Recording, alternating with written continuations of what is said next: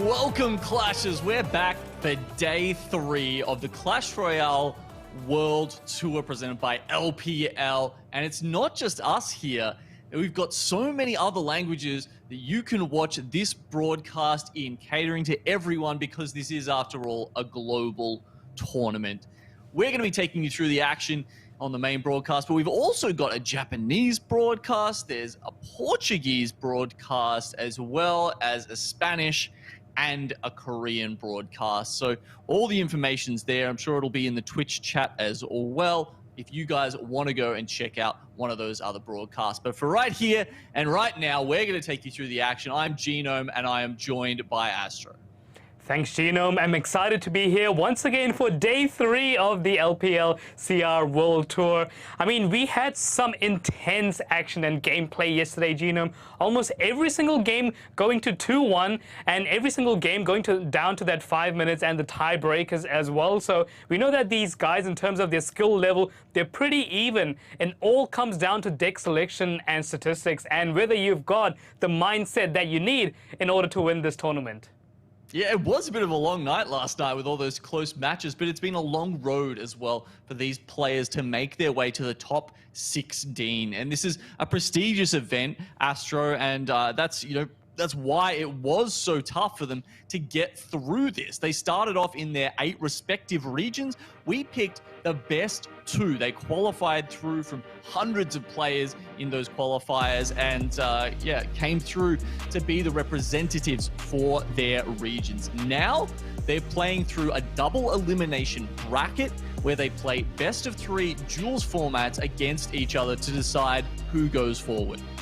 Yeah, 1,000 players kind of battling it out in the qualifiers that was held, I think, a couple of weeks ago. So these players have played, like, I think 7 or 8 games, and I think it was single elimination. So they really had to win 7 or 8 games in a row. So that's just really insane to show the level of these guys. But now we've got the duels format, which means these guys can't repeat the same cards more than once in their deck. So they really need to think about their strategy as well. Yeah, it is an insane level that we're seeing from the players here, because it really is that global stage, and that means we need an insane amount of money on offer for these guys to make it worthwhile, to reward them for what we've seen so far from these elite players. Clash Royale is getting them $22,500 USD. That is on offer for these players here, and as you can see, we've already sent a couple of players home. We'll get into that later, but they've walked away with $500. Tonight we'll be knocking out a few more, but if they want to get into the big bucks, they need to keep going for that $6,500 first prize. Exactly, that is on the table. Now, no one has grabbed it so far, but unfortunately, we're going to have to say goodbye to 4 more players who will go home still with $750, as well as the second round of lower brackets, and those players will go home with $1,000, which is not so bad as well. All right, well, let's have a look into those brackets from what we've seen so far, Astro. We'll start with the upper bracket, and as you can see, there are 4 players left in the upper bracket. So we've got Taichan versus SB coming up later tonight, as well as Vitor versus Arden Toas. That's, of course, an OCE representative going up against the Japanese representative there. And then we've got Vitor from EU versus Arden Toas from North America. So interestingly, a good mix up in that upper bracket. And, that means lots of our fans from around the world are going to have someone to cheer for to make their way all the way through to the grand final. It's so nice to see that diversity here, Gino. I mean, SP has just taken down Osama, but now he has to go and take down Taichan. And Taichan yesterday just took down Sandbox. So these big names kind of throwing each other kind of off the bracket and down into the lower brackets as well. So it'll be really interesting to see which one of these players is going to make it all the way in the upper bracket. Okay, and then we go to the lower bracket, Astro, and we have a look at some of the players who have already taken 1 loss, so they are now on the ropes, right? These guys, every match is an elimination match in this lower bracket. So we've got 4 games coming up, well, 6 games, I guess, in total tonight that we'll be playing throughout the lower bracket. We'll get these 4, and then the next 2 in that sort of 3rd round there. And there's also some interesting names down here. I mean, the fact that we had Lucas, who was, my pick kind of going into the tournament, losing the first round and then barely scraping through against Arp. And honestly, I don't know if he's a bit of a slow starter or something, but he really needs to get into gear if he wants to make it and sort of live up to the reputation that he has earned so far. I mean, hopefully he has got his jet lag issues sorted by now, but Lucas definitely needs to kind of think how he can take down the mighty Sei from Middle East, North Africa. And of course, the OCE representative as well, KFC, against Wallace, who we know has just recently came third place in their DreamHack Andorra tournament. So yeah, very exciting matches lined up for you guys. Yeah, I mean, he was looking fantastic as well, wasn't he? All right, we're going to get into our first game very shortly, but just to sort of preview the two players we've got in our first matchup tonight, let's have a look at the head-to-head between Sandbox from Korea and Kadir from EU. Yeah, Kadir, also known as Yenshaslan, with almost a 50,000 in terms of the battle count, so we know he's really been grinding out as well. And in terms of winnings, he has got over 30,000 in authorized winnings. But for Sandbox, he has got, I think, over 130,000, so almost $100,000 more in winnings, Genome. So, but these guys definitely want to add to their prize pools, whatever they've got so far. Sandbox making bank. Oh, getting the full screen Kadir. Love this. See this man get ready to go. The Spider-Man chair there for Sandbox. Got to see what these two guys can bring us in tonight's action. I'm really hyped for this one. I mean, you know, Kadir obviously has been, you know, he's been quite a force in Clash Royale for some time. If people have been sticking with us here at LPL, you would have seen Sandbox come through with that very impressive second place at the APAC tour. But yeah, in terms of sort of the amount of, you know, the form that they're in right now, Astro, now that we've, you know, had a couple of days to sort of take their temperature, you know, how are you feeling? Hot or cold on these two? I mean, Sandbox, he did get knocked down to the lower bracket quite early in the previous tournament and made it all the way in the lower bracket run into the finals. So we know he's definitely capable of doing that, but Kadir is definitely not someone who we can lightly ignore as well. I mean, in terms of stats, Sandbox in terms of ladder has come third in the world in last April 2022. So these guys definitely have a lot of experience, but which one of these guys can turn that experience into victory? Well, Sandbox is going to try that out with Hog Rider starting here. And when we were having a look at the stats, Astro, Hog Rider has just been one of the best decks to bring out so far this tournament. Oh, I mean, it's used 9 times in the 2 days that we've had the tournament so far with a 78% win rate. So it's definitely very popular and very good as well. But let's see if we can turn that around. Now, Archer Queen coming, which is going to clean up that flying machine nicely and then clean off the Ghost as well. So Sandbox with a little bit of a lead to start off this match. I mean, 78%, that's nuts. I mean, I'm assuming it's going to be Royal Giant here on the top for Kadir with that Fisherman. Always seems to be the tell, comes out a little bit earlier. That's it. Giant Skeleton Mirror, interestingly, from Sandbox here. Now, with the Royal Giant, yeah, what did the stats tell you about how that's been performing so far? I mean, the Royal Giant really needs no introduction. It's basically our most used deck so far. 13 times used over the 2 days, but it only has won 6 times, giving it a 46% win rate. But a lot of those matches have also been mirror matches with both players using Royal Giants as well. But the Royal Giant has just found a very hard time to kind of get to the tower. It's very interesting to see the mirror being used there by Kadir, which goes to show, is he really running Royal Giant, or could we maybe see the Hogs? Yeah, I mean, that'd be interesting. And now that we've got the Zappies coming out, that's another piece of the puzzle that says maybe it is Hogs. Yeah, because, I mean, sometimes you like to run them in those kind of more split-worthy decks. But either way, it'd be interesting to not run the Fisherman with that, because with the RG, because then, of course, you know, if you do want to run the RG later, you don't have his best friend there with him, essentially. Yeah, that Fisherman now about to pull the Queen, but the Queen just uses cloaking cape, and now the Giant Skeletons come and pound each other at the bridge. It looks like it's going to be a little bit of a stalemate. not a lot of cut through for either of these players so far, as you say. There we go, Hog revealed. Nice little sort of off-meta choice there, and pick up by you, Astro, certainly to see that one coming. So I think almost every other time we've seen that Fisherman come out, it's been paired with the Royal Giant. So Kadir maybe even trying to pull the wool over Sandbox's eyes here. Will he be able to do that? Well, he's certainly got a barricade in the way. That Hog had nowhere to go, trapping him between the Giant Skeleton and the Zappies. Yeah, I mean, with the Fisherman and the Zappies as well, such good counters for the Hog. How can Sandbox really get his Hog Rider to the tower, which is yet to see? Oh, very nice prediction arrows there by Kadir. Is going to instantly take out the guards, and now that all that's left is the flying machine just out of the tower's reach. So Sandbox has to play a defensive queen to take it out.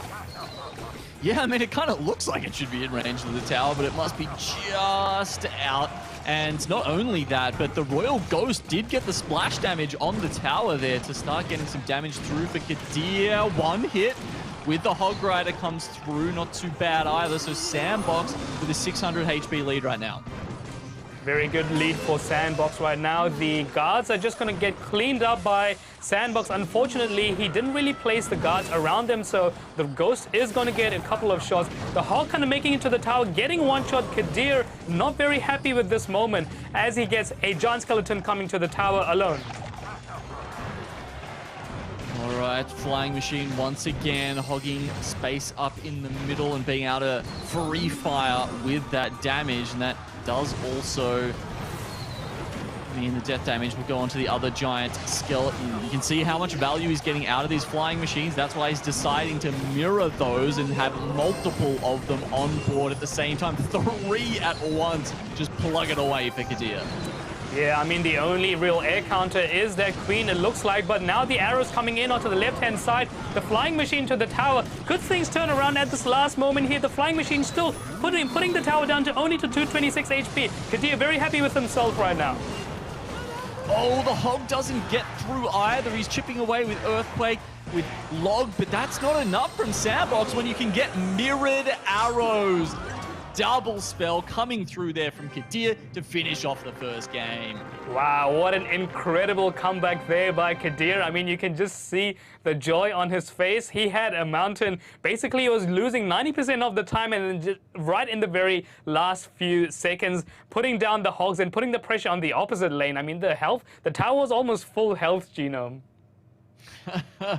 Yeah, it was a big turnaround there. Let's have a look at the map stats for that one to tell some of the story here from game 1. Kadir well ahead. You know, they were sort of battling it out on that right lane before he managed to get that big breakthrough on the left-hand side. Yeah, 3,685, more than 1,000, more than Sandbox in terms of tower damage. Very even in terms of the average elixir and the 4-card cycle. So it was quite even. I was really not sure how the Hog would kind of get to the tower with the Fisherman and the Zappies as well. But it looks like Kadir really emphasized the Flying Machine and the mirrored Flying Machine, because Sandbox didn't really have a lot of air counters there. No, yeah, he really struggled, and every time he had the Archer Queen out trying to deal with those Flying Machines, there was always something in front of it. It felt like Kadir was always playing, you know, Hogs, whatever, the Giant Skeleton was soaking up enough, and so, you know, that Archer Queen, even when it was out, was rarely locking onto the Flying Machines in time, and they were just getting so much value. Yeah, I mean, you know, you would normally mirror Hogs, but in this case, he was mirroring the Flying Machine, knowing that his opponent really doesn't have a lot of air counters. So we can see that Kadir is, of course, he can adapt to really any situation really well. But let's take a look at the second game now. Now, Sandbox, he's got like seventh best in the world in terms of winnings. One loss away, should I say, from going home. Oh, a nice tornado there is going to activate that King Tower and not take a lick of damage on the right-hand side. Sandbox, a good start in terms of that. You know, he was just trying to cycle that Fire Spirit, which ran into the Hog in the end. Interestingly, you know, we were talking about how high the win rate was for Hog at 78%, but with that loss, it's going to go down a little bit further. Oh yeah, and nice pincer protection there by the Magic Archer. Unfortunately, it doesn't reflect back to the tower. The geometry not quite right there in terms of the selection, but the Monk is going to clean up the Golden Knight nicely. Inferno Tower now to defend the Hog. Oh, this is a big push coming through here. Monk, Hog, and the Musketeer at the back, but very well defended by Sandbox. Goblin's now going to be cleaned up nicely by those guards over there. A little bit of a stalemate, but it looks like both towers are quite even right now. Yeah, not too much to speak of in one way or the other between the two players. Drill coming out. This is one of the decks we've seen have less success so far. Players seem to have really figured out how to deal with that quite effectively on the defense. Yeah, Drill Bridge Spam, some stats for you here. Genome is being used 4 times so far, but has got a 0% win rate. So that Drill doesn't manage to get itself to the tower and get the value that the players really need. So it's really going to be interesting to see if Sandbox can really turn this around. Nice couple of spells coming out there from Kadir just to make sure that the counterattack didn't get anywhere from Sandbox. And you could see, even though with the pensive protection, which of course, makes it so that any damage that you do take goes down by a lot, but the Inferno Tower still managing to chug through, and because when it is fully ramped up, it does pack a punch. Once again, NATO making sure that Hog doesn't get any work in. This might be nice timing here. Pre-times the dash doesn't really work out. He's got the Monk there to soak it up. Yeah, the Monk is still quite healthy right now as it makes its way across the bridge. Inferno Tower coming nicely, trying to anticipate that Hog coming, but with the Inferno Tower as well as the NATO, I'm really not sure how the Hog is really going to make it to the tower.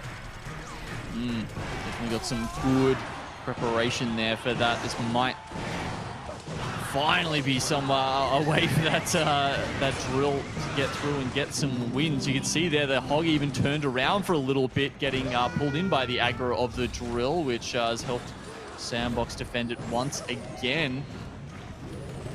Earthquake coming now, taking out that Inferno Tower, getting ready for that Hog placement. Pensive protection coming.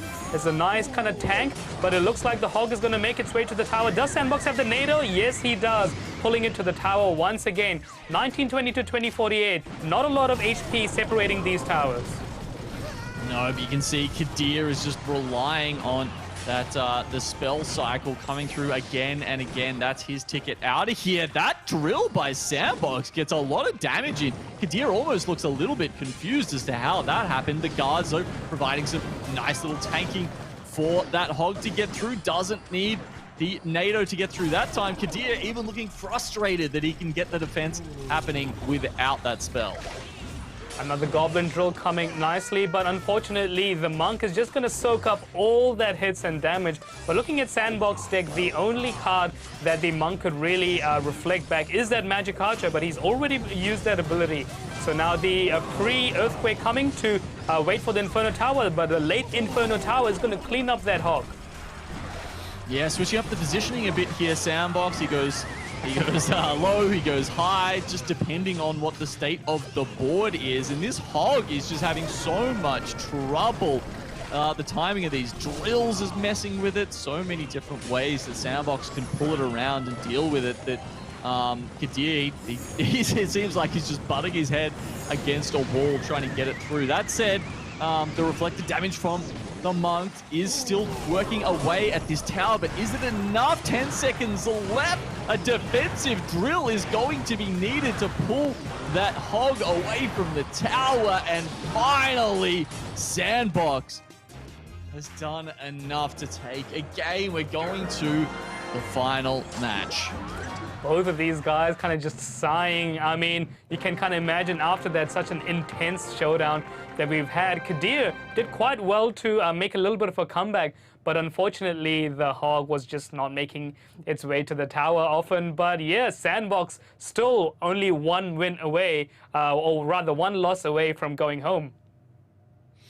Yeah, it was a pretty a very fraught kind of game there, really. You know, it's like we've seen Hog be so good at clearing through, but sometimes when you've got 2, maybe even 3 counters for the Hog, that's where it really just kind of falls apart a bit. Yeah, I mean, the Hog is just having such a tough time, but the match stats will probably help us to see what the tower damage and stuff is going to be. It looks like Kadir is more than 1,000 in terms of the tower damage, but Sandbox ended up winning that. I think this is probably the first win in terms of the Goblin Drill. It could be, yeah, wow. And against the Hog of all decks. But yeah, when you pair it with that much other stuff, I guess that it kind of makes sense. I don't know if Sandbox had just read that correctly and said, well, he's going Hog, so I'm going to include, you know, Inferno and NATO and the Drill as well. All this stuff that really helped deal so effectively. It was if it was a read by Sandbox, it was a very good one. Yeah, I mean, definitely a good choice there. Unfortunate matchup for that Hog selection. But what deck may he go with the third one? I mean, just looking at some of the decks that Sandbox has kind of used yesterday, he used the Graveyard Rascals with a Goblin Hut, which we know is #1 in the game right now. So could we see him use that again? Speaking of Goblin Hut. Okay. Spam does seem to come out a lot on our third matches. It's not as effective, I think, generally, but it is better than a lot of other decks, I suppose, right? So nice little bar barrel there. Puts that in because he doesn't want the Golden Knight to hit that Goblin Hut. He wants to try and get maximum value out of the spawns there. So nice little move by Sandbox just to ensure that comes through.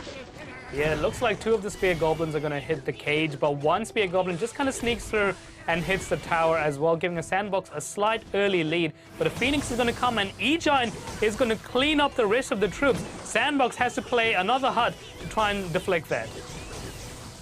Okay, can he get it down in time? The Archer's luckily on the other side. Won't get hit that reflected damage. And there we go. Very handily taken down. But the chip damage will continue to come through. That's what this deck is all about. But that is max value for a dashing dash. Gets down so many units. Kadir is going to be very happy about that one, Elixir.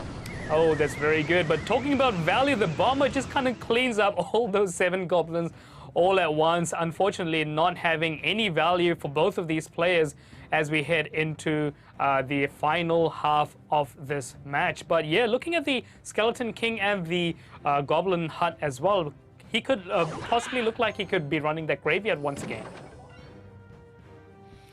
Would be the tickets. I mean, it's going to be tough against this Electro Giant here. You were saying it's, I believe it 100% win rate so far. Oh yeah, 100% win rate. So this tournament. Yeah, in the tournament, 6 times used so far, but the Graveyard kind of comes in, and the Bomber and the Golden Knight there nicely to clean things up. But the Rascal Girl just pounding away at the tower. Huge value. How did she get that many shots in? It's like they almost completely ignored her. That was a wild amount of damage for one lone Rascal Girl to get there. And with that little boon for Sandbox, he's now going to start focusing a little bit more on this left side. Kadir, doesn't really matter to him. He hasn't got a single point of damage done on either of these 2 towers, but now he will open the account. It's with the lightning that comes out, the last spell to be revealed from both players. The spam is enough. Skeletons, I mean, they're going to go down anyway. They just need to get that damage in onto the E-Wiz, who's having trouble finding his way onto the tower. E-Giant. Yeah, the E-Giant, a second one now coming up right at the bridge.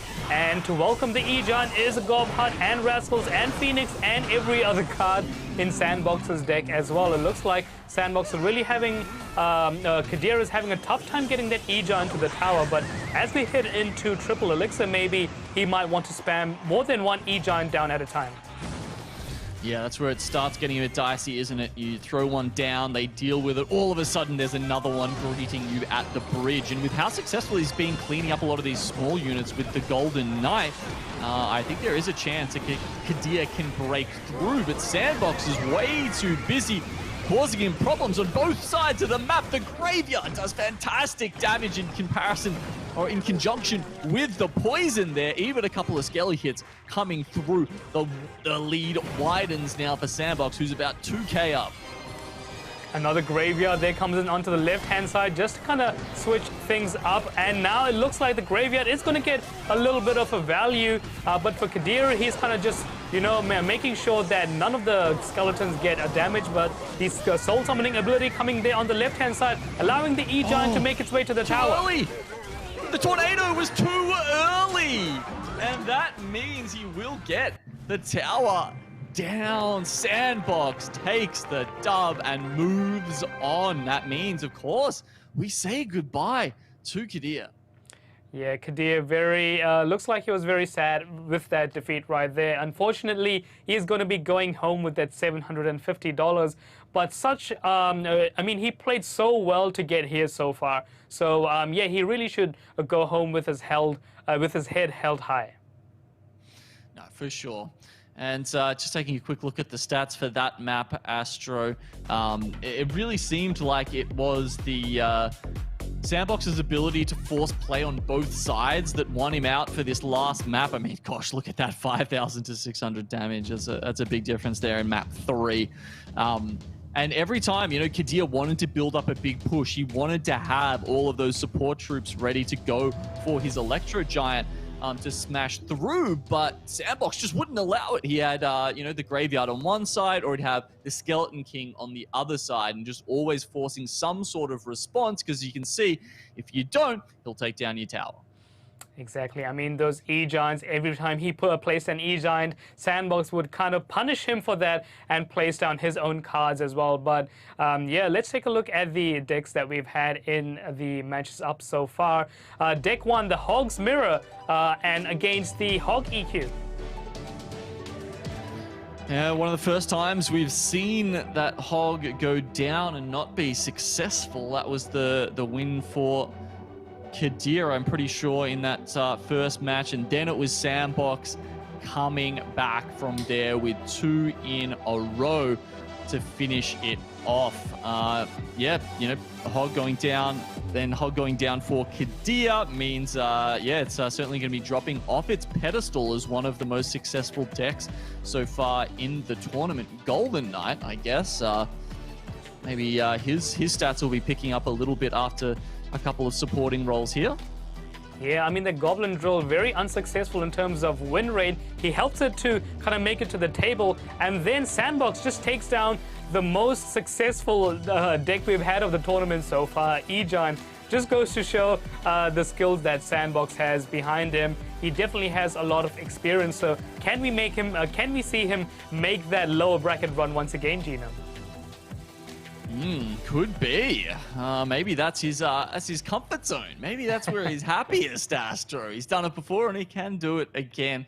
Of that, I have no doubt. Well played to Sandbox there. It's a really good effort from him to take down Kadir, who I believe was coming out of... yeah, he was one of the EU representatives there. So... one of their hopes are gone, but Vitor is still in that upper bracket, and we will get to him later. For now, we've got another bracket down here, another match down here in the lower bracket. So why don't we have a look at the head-to-head for our next game? It's going to be Tar versus Oceania. Yeah, just looking at Tar's battle count, almost triple in terms of compared to Oceania there, but probably know that these guys probably have multiple accounts in terms of practicing so that their accounts doesn't get sniped a lot. But just looking at these guys' player earnings, I believe Oceania's got over $10,000 in player earnings, and Tar doesn't have anything significant down so far, maybe just a couple of thousand. So this is an awesome tournament for him to get that money rolling. Maybe he's just a prodigy. Maybe he's just a prodigy, Astro. Maybe he has only played 8,000 games and he's just better than all of us. Yeah, I mean, that could definitely be a possibility there for him. So, yeah, I'm really excited to see this game and how he goes. But, yeah, in terms of Tar, he has come number 12 in top ladder. But Oceania, we've talked about it, number 2 in July 2018. Yep.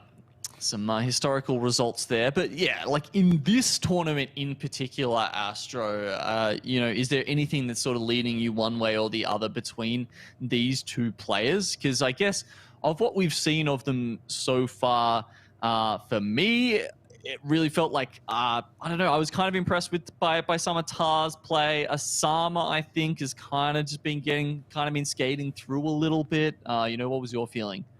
Yeah, I mean, just looking at the decks yesterday, Tar did use the Hog's Mirror twice, but now we start off with the minor wall breakers, nice kind of spammy Brit spam. But unfortunately for Osama, Tar's running the Mother Witch. Ooh, okay, so that could be a good counter. Is that what you're getting at there? Yeah, it looks like it's going to get a lot of value with the bats. But talking about value, the Royal Giant just gets hit after hit onto the tower, giving Tar an early lead on the right-hand side. Yeah, that said, it's not like Osama's getting nothing done either, is it? I mean, he let 2 of the wall breakers hit. This Royal Ghost is just going crazy, swinging that sword around like Deadpool there, and that means Osama's basically tied things up. Only 100 HP behind now, with also a better option on his cross tower.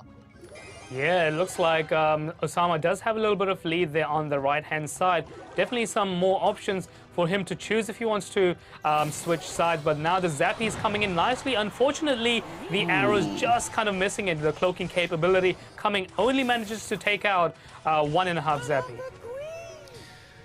Yeah, it felt like he could have held onto that for just a little bit longer, and the tombstone wouldn't have gone anywhere. He would have been able to get a little bit more value for that. But oh well, that's all fine.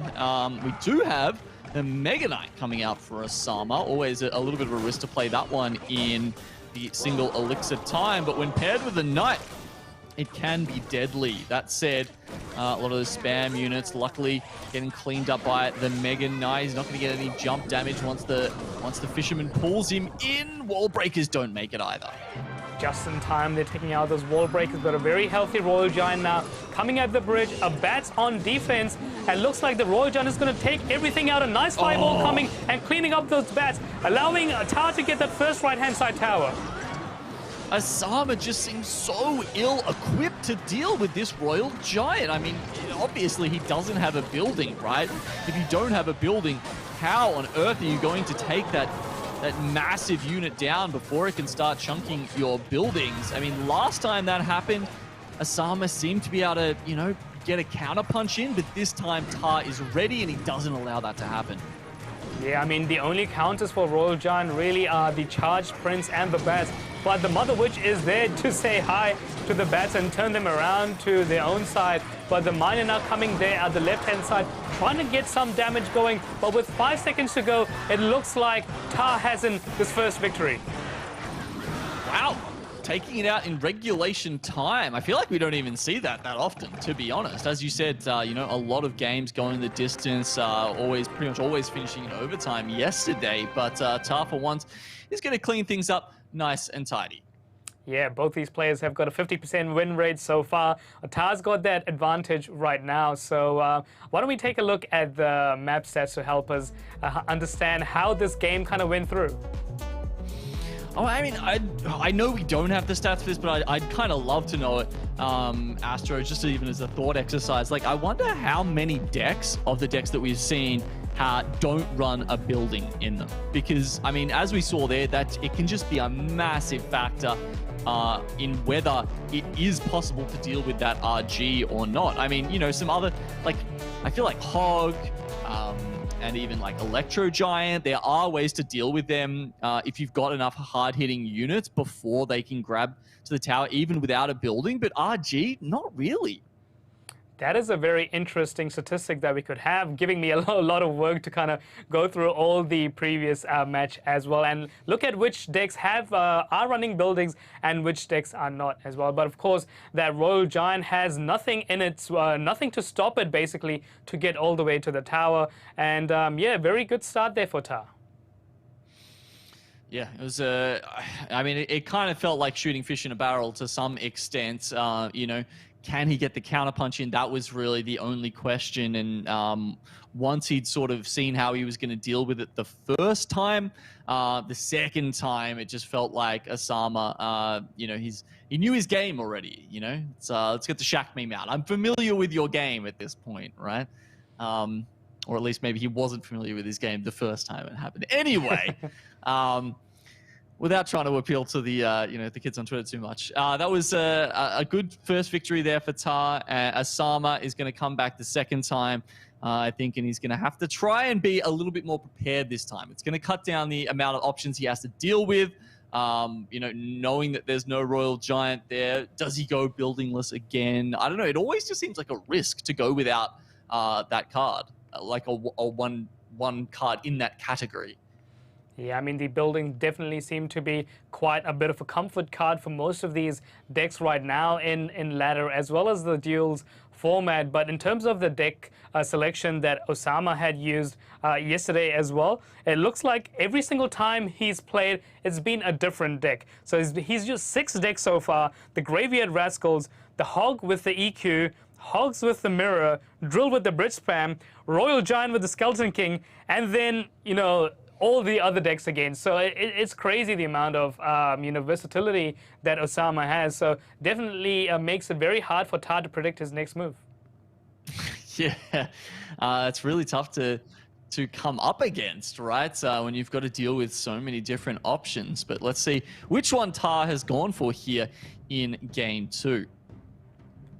Both players kind of leaking their elixirs and waiting for the other persons to make a move. The miner coming in on by Tar, but a nice golden knight there for defense. Bricks it correctly, so we'll take no damage. We've been seeing a bit of miner, but not maybe as much as we used to. I assume that's due to the nerf it got a little while back. I think it was like 17% damage they removed on it. It was just so reliable as that form of chip damage that it's gone away these days. It seems like it's a lot more up to spells. Yeah, I mean, miner, I use that in my deck as well, and I've definitely seen its round of nerfs being implemented in its 6 or 7 year life. But a mortar now coming in for Tower, but unfortunately the cannon card is just going to clean it up very nicely. Okay, so pretty classic here from Tar, mortar miner. One of the more long-running decks, as you say. That's 2 cards that have been in the game for quite some time now. We've seen some success with Mortar, certainly. I think there was, what was that? The SB random, was it Mortar Graveyard yesterday that really sort of knocked our socks off?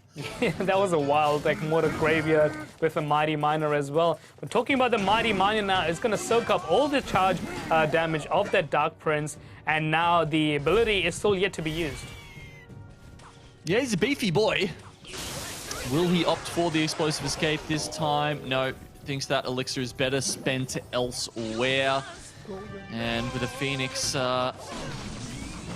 coming in, is this really going to be an effective defense? Yeah, it looks like it will soak it up pretty well. Drill comes in. Will he get to the tower in time? Not really. Guards cleaning up those drill goblins there very nicely. Cannon card now coming there at the back. Another Mighty Miner in response. Phoenix now helping Tar to build up a little bit of a push at the bridge. Dark Knight giving that Golden Knight a bit of a shove, or Dark Prince I should say. There we go, Explosive Escape does bring some more defense onto the left-hand side here from Tar.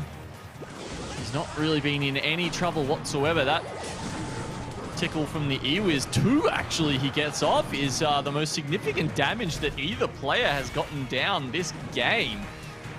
Interestingly enough, Magic Archer revealed, I think, for the first time here for Osama. He's not going to be able to tear through that Phoenix, and we'll see if the egg gets the reset. No, the Dark Prince is on top of that. He's going to make sure doesn't grab the value. Oh, nice placement there from the Mighty Miner as well, so the Musketeer can continue to chip away. Yeah, I mean, Osama does have so many ground troops, just allowing the mortar to get its boulders nowhere in this match. But yeah, the Magic Archer being placed there on the right-hand side. Tar has got the mortar and the snowball to push things away from the bridge right now. But the miner coming there, interesting placement of the miner. I thought it would get more to the tower. Okay, we do have a... Oh no, the dash actually just goes backwards at the very last second with the Phoenix egg. And, oh, even a couple of goblin stabs in there. It just seems to be random bits here and there from Osama that are helping him maintain this lead. I don't know if maybe now in triple elixir time we'll start to see some mortar hits, or maybe that'll just give more ground options for Osama to try and draw its attention away. Yeah, those random bits and pieces definitely adding up. Now, poison coming there on the left-hand side. But the Musketeer being left unchecked onto the right-hand side allows Tar to get some damage on the right-hand side now as well. Darkbrain's kind of jumping over the bridge and killing off this Musketeer. Oh, just manages to do it in the nick of time here. Guards get played at the back. A tornado is finally revealed. How much does it actually help? Well, Osama's got the lead for the moment. Some of his teammates are a little bit unhappy apparently, but with that poison coming in as well, Tar, it looks like he's got this very much under control. Yeah, just a matter of who can cycle those poisons a lot more. Oh, the goblins, I thought for a second maybe they were going to get a couple of last-minute stabs off, but no, it wasn't to be. And you can see Tar with the 577 HP victory there and a 2-0 over Osama. Yeah, Tar looks like he's just messaging all his friends that he's just had the awesome victory against Osama there as well. So, yeah, very well played there by Tar, but it looked like anyone could have really won at that moment as well. Osama did have a little bit of a comeback.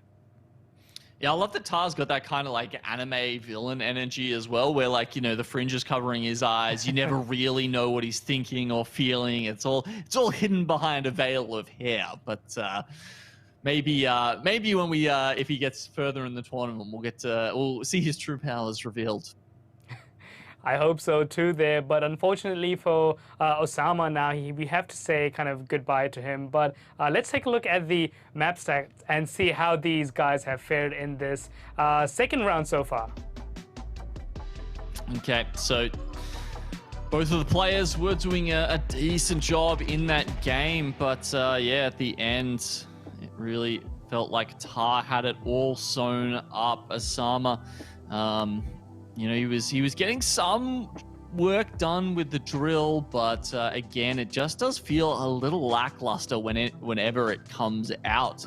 You know, there's so many options I think you have to defend it, and so many of them are common support cards that it feels like, you know, you're never really running into a deck where you're like, oh yeah, I've really outpaced them on this one. There's, you know, they don't have that big counter for it.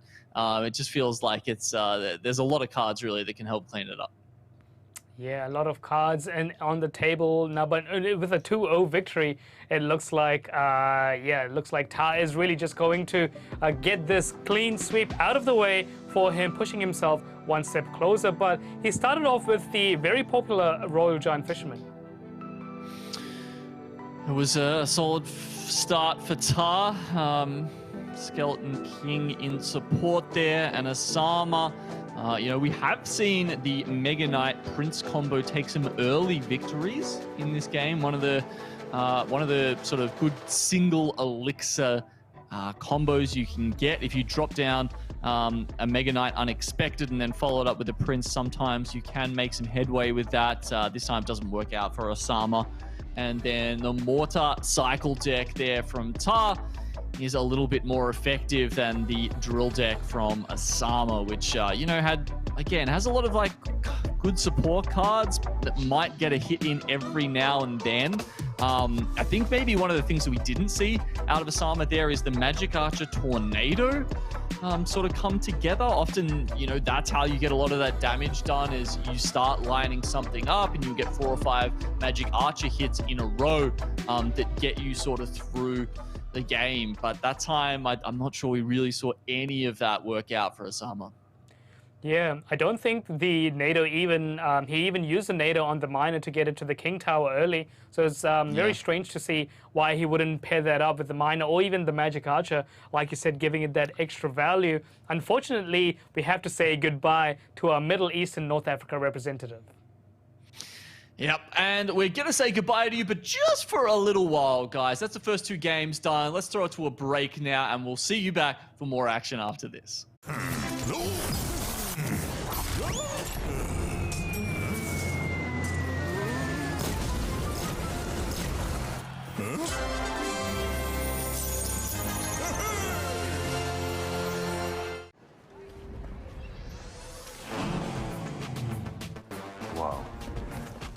Attention passengers, final call for flight. Wait, is that a phone? Look at the performance, the graphics. That thing's a gaming machine. A new challenger. Is that Faker? That man's a gaming legend. Everyone, fasten your seatbelts. And here we go! Introducing the new and improved LetsPlay.Live. New look, new feel, new tournaments. Play and compete in dozens of esports tournaments from Open Division to Pro. Check out our new platform at Let's Play. My world is my storytelling. My world is diverse. Our world. My world is astrophysics. It's always been a dream of mine. I don't know what my career pathway will be. I approach architecture from the point of view of my culture. I want to contribute to my people. It's a way I can give back. I want to change the perception of engineers. I want to take my tohu home when I graduate. Right now, it's about me. And this is my chapter.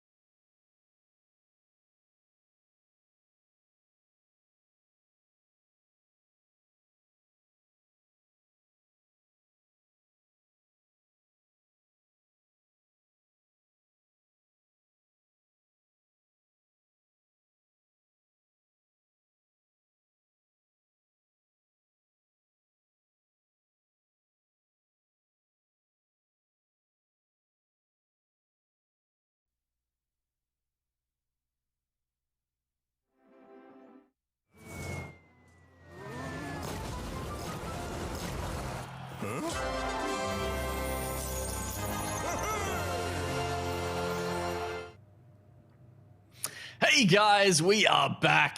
We've got 2 more awesome games coming up and then another 4 for the rest of the night. So plenty of action left to come here in the Clash Royale World Tour.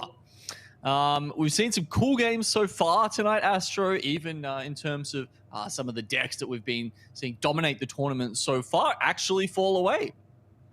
Yeah, very interesting, the decks being used, like the E-Giant, 100% win rate, now taking a little bit of a tumble there with a first loss that it has got.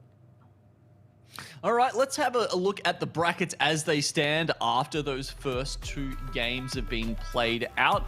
Obviously, the upper bracket is what we're waiting for later on. And we've got some really good matches coming up there. I'm very excited about both of these. Yeah, I mean, Arden Towers kind of took down Wallace, which is just crazy. Now Wallace is going to be in our low bracket, going to be facing KFC, but also Lucas X Gamer versus Say If. I mean, Lucas just took down Arpin, and unfortunately, we don't have any Southeast Asian representatives in our tournament so far. But are we going to say goodbye to our second Middle Eastern representative as well? Yeah, could be happening, but we've got our 3rd match coming up, including, as you mentioned, Lucas X Gamer. Recently, you'll see in the player cam later on the trophies that this guy is stacking behind him. He is no stranger to winning, to being in grand finals, to taking out the big W, but it's been a rough start from him, honestly. So let's see how he goes up against Safe here, who is definitely the underdog in this matchup. Yeah, Lucas definitely needs to double down with the help of his coach, Jebuz. There we go. It looks like he's just kind of gearing up to the start of the match. I know it's quite early there where he is, but it definitely looks like he's fresh and ready to go. Yeah, this time he seems to have managed his hair a little bit better, nestled under the headset there. Yesterday we were wondering at times whether he could see at all, but for him and Safe, I'm sure it's going to be another fantastic battle. These guys have already got some W's under their belts, 1-1 each to get to this point now. But they both want to go further. As you said, if they can make it through this round, I believe they are into the 4 figures in terms of earnings. Yeah, Safe was, I mean, in yesterday's match was quite disappointed there with his loss. Now he's in the lower bracket, and honestly, you know, I wouldn't be disappointed if I ended up losing to Lucas as well. He did come, in terms of ladder, #1 in the world all the way back in August 2018. Yeah, but even more recently than that, he's been #1 in tournaments, which I think is honestly the even more impressive achievement, especially when we are in this kind of tournament duels format. Okay, a nice little combo to start off with. Lucas, perfect prediction there, surrounds that miner entirely with a bunch of zappies, followed up by the Skelly King. What are you predicting out of these decks, Astro? Yeah, I mean, the Zappies are normally paired with the Royal Giant or the Hogs, but no, it's going to be the Graveyard to start off, a very early Graveyard. Normally we see it being used right at the end, but the Snowball now kind of coming in. A very nice head start there for Lucas. Yeah, nice little bit of damage that he gets out of that use, and surely this giant Skelly will be stopped before too long. Safe does manage that one in time. Seems a very common combo at the moment to have that essentially like double Graveyard in your deck by playing the Skeleton King in addition to the Graveyard, and it'll be no different for Lucas this time. Yeah, the double Graveyard there definitely taking Save off by guard, but another Zappy, sorry, coming in with the Fisherman just pulling the guard to the tower. Save just not able to break through just yet. Doesn't quite get there, does he? He's still looking for an opening and opportunity here. Even one zap on the left-hand side. It's probably not going to worry him too much. As in single elixir time, these guys are staying to some of the less expensive units. Ooh, that would have been a good time for the pincer protection to be played there because the fireball just kind of came down. Unfortunately, a little bit too late for Saif, but the giant skeleton bomb looks like it's just going to clean up the Phoenix nicely. Lucas starting off with another strong push at the back. Yeah, some minor in defense here. Might actually come out handy when there's skeletons to go up against, but for the moment, it'll just go up against blocking the Skeleton King there. Not too much damage taken. A nice little couple of units for this bomb tower to target as well. He's happy about. Ooh, okay, balloon. Balloon kind of coming out. Is it going to sneak past it? But no, we've got the Hunter there in action. The snowball going to snow it down, allowing the balloon to get one shot to the tower. Saif now in a tiny lead. He actually manages to pull one out there. The very well-positioned snowball slowing and pushing that Hunter out of the way, who, if you look at the deck choice from Lucas, he's pretty much, well, he's got that, the spells, he's also got the zappies, which can do something to deal with that balloon, but surprise factor does allow Saif to get that one hit onto the tower. Yeah, all you really need is 1 or 2 balloon shot, and it can completely turn the game around. But another graveyard, they're coming on to the right-hand side. Another lone skeleton king coming on to the left-hand side. Saif in a lot of trouble. Oh no, where's the defense for this graveyard? The skeletons are just going completely unmanaged, doing damage to the left, doing damage to the right. He's now down to 367.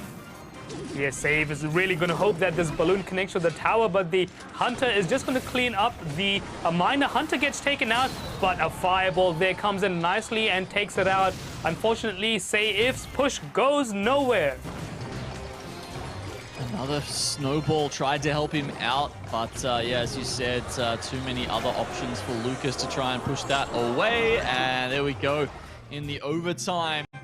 A little bit of a mismatch there. Lucas, all of a sudden, looking a little bit scarier than he has in his first and second round matches so far in this tournament. Yeah, Lucas very happy with himself right now with the 1-0 lead against Saif. All he needs is another win, but Saif is 1 win away from getting eliminated from this tournament. So he definitely is going to make sure that he wins the next 2 games in a row, because against Lucas, you definitely don't want to be going with that 1-0 loss. No, you really wouldn't want to. It just brings him so many options there. You know, maybe this is where he does throw out something crazy. And I feel like when you get into that really top echelon, Astro, that's where, you know, players can be really inventive and just be like, you know, have the confidence to play something wacky, something out of the norm, something that you're not going to expect coming, but also know how to slide it through your defenses and make it work. Yeah, I mean, we definitely saw that being used yesterday with the mortar combined with the graveyard as well. Might we see Saif do that? I don't know. It's going to be quite risky against a player like Lucas.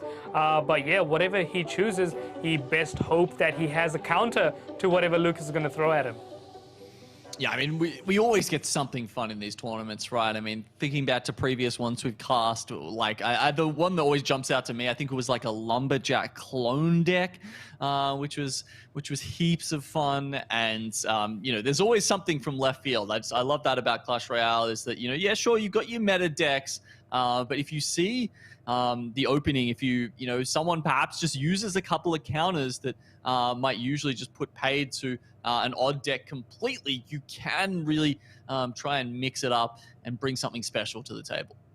Yeah, I mean, I really like the amount of combinations that you can do with this deck. It's quite bold for someone to kind of put their own unique deck into the meta, into ladder. I mean, they definitely will need to try it out in things like grand challenges and global tournaments as well before making sure that the deck is viable. But yeah, knowing that how much these players have played the game so far, these players really have a lot of knowledge about the game that they can just, you know, take 2 cards from completely different sides of the Clash Royale world and just mush them together with maybe, let's say, a minute's worth of notice and still do effectively with it. Yeah, I mean, yeah, I would love to know if SB had been practicing. You know, he'd had a little secret session in a clan where no one could see, where, you know, just to make sure no one's, you know, maybe on one of those different accounts you keep talking about, just to make sure no one was sniping that deck.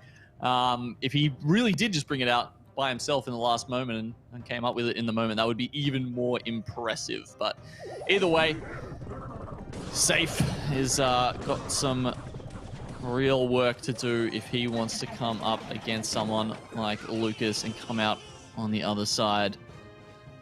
Barbarian barrels rolling and buildings rolling now as well. A big goblin versus a swarm of smaller goblins. The Golden Knight, maybe we have seen this used with the E-Giant quite a lot.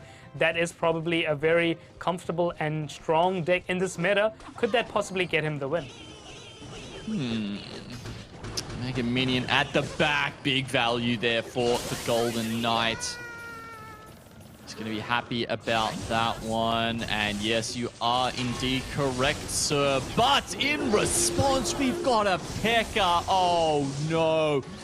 Yeah, looks like he's throwing out the WoW there. And I think he's not going to be particularly happy about that one. This is only the second time in the entire tournament we've seen the P.E.K.K.A. The first time it came out, it was an abject failure. This time, I think it's going to be a great success. Oh, the P.E.K.K.A. is just going to clean up the E-Giant so nicely. I mean, even the Phoenix was able to be reborn there, but the Mega Minion is just going to clean that up so easily. But yeah, the P.E.K.K.A. Saif has not chosen the right deck this time around, Gino. No. Maybe, you know, did he choose the wrong deck or did Lucas choose the right counter? There's different ways to look at this, but I feel like Lucas is certainly feeling happy about this at the moment. How on earth is he possibly going to get that to the tower when the P.E.K.K.A. can dish out so much punishment and, you know, worry so little about the reflection damage that he'll get from that E-Giant? Yeah, I mean, if I was safe at this moment, I would probably just completely ignore my E-Giant and just try and get my support troops somehow to the tower and maybe play the E-Giant in triple elixir time when you can't really get down too many P.E.K.K.A.s. But now the Goblin Brawler coming in, P.E.K.K.A. at the bridge, a very intimidating opponent here. Oh, okay. This is actually something I don't mind at all. He uses it to draw the P.E.K.K.A. away. Obviously, P.E.K.K.A. nice and slow, isn't going to catch up to the E-Giant anytime soon. Very five-head stuff here from Saif, and that means even in the double elixir time, he's able to grab a couple of hits on the tower, so making his way back. But what does that mean? That means you're staring down the barrel of double P.E.K.K.A.s coming at you. Oh, a very good tornado brings them back into the middle. Is this enough to deal with both of them? He doesn't have any multiple troop spawns. He's got nothing that can distract the P.E.K.K.A. from, or, you know, like, deal with the fact that it only swings very slowly.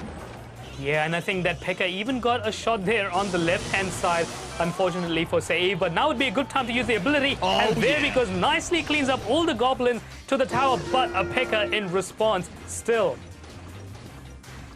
And this is the problem, right? Everything he's got, it works against. The E-Giant, the Golden Knight, the Goblin Brawler, the Bar Barrel. The P.E.K.K.A. just eats all of these guys up for breakfast, and he's just going to have to worry so much about using his air troops, trying to pull it away with the NATO, maybe even try and distract it, but there you go, he can't do it. This deck is just an absolute death blow to what Saif is bringing to the table. Yeah, all we need is one more minor poison. And there we have Lucas X Gamer is going to go to the next round into the lower bracket. Unfortunately, we have to say goodbye to Saif from the Middle East and North Africa. But Lucas, very, very happy with himself at this moment. He should be. He's read his opponent like a book there. That P.E.K.K.A. inclusion was just beautiful. Nothing, honestly, that Saif could do in that situation. I mean, you know, he honestly did well to get a couple of hits on the tower with the E-Giant, in my opinion. That was so quite good. I mean, if facing a hard counter like a P.E.K.K.A., I'm even surprised that the E-Giant even got anywhere near the tower. But unfortunately for Saif, that P.E.K.K.A. would not be destroyed just yet and come back down the other lane and get a shot off there and as well. But the NATO not able to defend so many P.E.K.K.A.s on the map at once. No, he really had to try and max the value out of it. And you saw as he You know, just played with fire a little bit too much there at the end. One P.E.K.K.A hit was essentially all it took to confirm that victory for Lucas. If it wasn't when they chose the decks, honestly, I mean, such was the disparity between those two. Yeah, I mean, now we are saying goodbye to another region, the Middle East and North Africa. Yesterday, we said goodbye to Southeast Asia, but taking a look at these first decks, how did Saif kind of go down? He used a Loon, but unfortunately, the Loon did not get too many shots on Lucas's tower. No, he did sneak one in there at the start when it was a little bit of a surprise package, but from then on, Lucas was locked in and had his responses ready to go. And in the second deck, we can see that Lucas's P.E.K.K.A with the goblins from the hut just took out the E-Giant like it was, you know, not even a chance to survive. But yeah, the NATO and the Baby Dragon and all the other splash units not able to put a dent into Lucas's tower or confidence. Yeah, I mean, the E-Giant usually looks like a, you know, a pretty dominating force on the field, but yeah, chuck it up against that P.E.K.K.A and it just makes him look like a silly little boy, honestly. It's just that much of a power imbalance between the two cards when they go up against each other. Yeah, it's one instance of a hard counter that unfortunately for Saif was on the wrong end of that balance there. But yeah, let's see what Lucas can do in the next round. Okay, well, he will be going on. We'll see another match with Lucas later on in the loser bracket. For now, we're going to see our last match of the losers bracket round 2, and it's going to be KFC versus Wallace. Now, this is a match that I've been waiting for all night, Genome. KFC, the OC representative, only one loss away from going home, but so is Wallace. Wallace does have that experience in terms of, just we can see KFC just kind of massaging his brain or exercising his brain with that circular motion. How's he getting ready there? Yeah, what is this tech? That he's showing us. Well, Wallace, on the other hand, trying to blend into the background there. He's got the camo chair. What's that? There's a very large sort of barbarian sitting behind him. Don't know where that came from. Don't know why he's been eating so much, frankly. But I like that they both got their mascots ready to go. Yeah, I couldn't really tell the difference between Wallace and that barbarian there. I mean, they're both very formidable. They're both very very strong, Gino. Okay, all right. That's the angle you're going for. I thought you were throwing a bit of shade there. I was about to say that seems like an unfair comparison. But knowing that the barbarian is getting that level boost as well soon, so KFC with that emote to start off with, flexing his 20-win badge. Showing them who's the boss. Well, they both got to vie for that title here. And KFC is going to be the one starting off with the Lava Hound. Meanwhile, he is letting the right side tower just get absolutely demolished. A single spear goblin on the back of that with a miner is... Well, he really needs to get some damage done on this attack to basically pay for that. And it looks like he may be able to. Wow, Wallace is going to use a tornado to pull the balloon away, but the balloon's still going to get some really good damage on this King Tower. What's that, like 3-4 drops there? Meanwhile, the Lava Hound at this point is still working away. The pups haven't even been dropped yet. And the wall breakers kind of goes down straight into the face of the tombstone now. I mean, that was a very interesting start for KFC. Just decided to, you know, I'm going to ignore that spear goblin. I'm just going to pretend that is not there and just hope the balloon somehow connects. Unfortunately, connecting to the wrong tower. Yeah, it's an interesting strategy, isn't it? The ostrich, you know, stick your head in the sand, just, yeah, pretend it's not there, see what happens. Mighty Miner will come in for the defense this time. He's being a little bit more circumspect about that right side tower, but once again, he will start the push on the left. This time, Wallace knows exactly what's coming. That said, with the King Tower at like almost half health, he can't afford to just NATO the balloon in there every single time. That happens 2 or 3 times. That's a 3-crown victory. That would be a very funny thing to watch, Gino, but I think Wallace is probably better in that in terms of his skill. But the wall breakers do get a little bit of damage onto the tower. The lava loon, the lava hound, is going to not being accompanied by the balloon. Oh, and this time I think the wall breakers are probably getting all the way through. Yeah, that miner just tanks for them perfectly. That said, the balloon this time pushes it back. Will it get a connection? No, it will not. Solid defense by Wallace. He's moving very much ahead, and he'll use the log to confirm that right side tower as his. From here now, he knows he's just got to put in a little bit of work, a little bit of defense. 20 seconds left for KFC to try and even things up. Can he chew through 900 health? It's possible, but I don't know if Wallace is going to let him do that.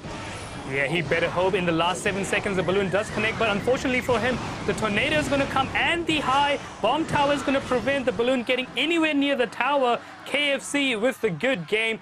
Unfortunately for him, it doesn't look like all that spinning around has helped him out. Nope, might have addled his brains a bit even. You have to wonder, is he dizzy? I mean, he could be in the card selection, right? You know, we use that term in gaming sometimes to denote someone who's got too much choice in front of them, who's having trouble picking between options, right? So, you know, maybe he's a little bit dizzy in terms of, you know, how many decks he's got on offer and what he thinks he could be coming up against Wallace. Yeah, his finger probably just kind of went on the wrong cards there at the wrong time. But yeah, a much heavier deck with that lava loon beat down. Unfortunately, the wall breakers just sneaked past the tombstone way too much during the course of that game, allowing Wallace to just kind of chip away at the tower with, yeah, unfortunately, the spear goblin at the beginning not helping KFC. No, not at all. That put him quite behind, quite the deficit. That said, yeah, I don't know. It was like every time he did try to defend, right, then he couldn't get the balloon down fast enough. Then that meant the bomb tower was there in preparation. It was there in time if he did that. So it was kind of like damned if you do, damned if you don't. And that's why I think at that point it really comes down to, you know, to deck choice a lot more perhaps than it does necessarily to how you're executing it. Yeah, I mean, Lava Loon is kind of, you know, all you need to do is place the Lava Hound and hope when you place a loon behind it, it kind of makes its way to the tower. But with a building and tornado, it's quite difficult for air troops to get anywhere near. But that being said, the balloon kind of almost took down the King Tower at the beginning. Wallace did not allow that to happen and used the bomb tower to soak up all the loon damages. Yeah, but even that one time, you know, just shifting that damage somewhere else was pretty good in terms of how effective that was. This time, KFC is going to be running a log deck. Oh yeah, it's built completely around the log. A hog deck, a hog log deck, if you will. But as you can see, Wallace has got some good setups there to try and deal with that. Looks like he's actually going the spam deck for his second run. Yeah, very cheap cards they're being used by KFC, and also the Rascals there. Another Hog comes down onto the map, but the Dark Prince is going to try and destroy it, but the Snowball had to come down from Wallace, allowing Wallace to reveal his spell. Okay, well, just some poking and prodding here at the start of this game. Royal Hogs will come down on the left side here, and interesting choice of Earthquake there as well from KFC. Yeah, I mean, I think KFC is very happy about the situation, having the bomb tower against the Hogs, because it's going to be quite difficult for the Hogs to get anywhere near. But with the Earthquake, KFC is just going to want to hope that the Earthquake is really out of cycle. Talking about that, we get another Hog to the tower. Does he get one shot off? I think he did just before that Snowball pushed him back, right? Yeah, I'm not quite sure whether the Snowball came a little bit too late or not, but yeah, the Rascals now coming in the back, allowing Wallace to set up for another Hogs push. Let's see if he can get this anywhere near the tower. All right, splitting a little bit here. The Rascals girl on the right-hand side going to be able to chip in to contribute here. KFC continuing to push the log with his hog every single time, but that time it felt like Wallace did get that in one frame earlier and make sure to get the hog out of there. Mortar revealed now, and this time he does need the building to distract, and it will be working out very well. Yeah, I was going to say that, Wallace not having any buildings would be quite difficult, but there we go. Now we know why he kept his mortar down to the very end so that it would kind of have like a surprise reveal, but no need for that snowball. Unfortunately, hits nothing because that hog was just about to be taken down. The hogs from Wallace getting a little bit of damage on KFC.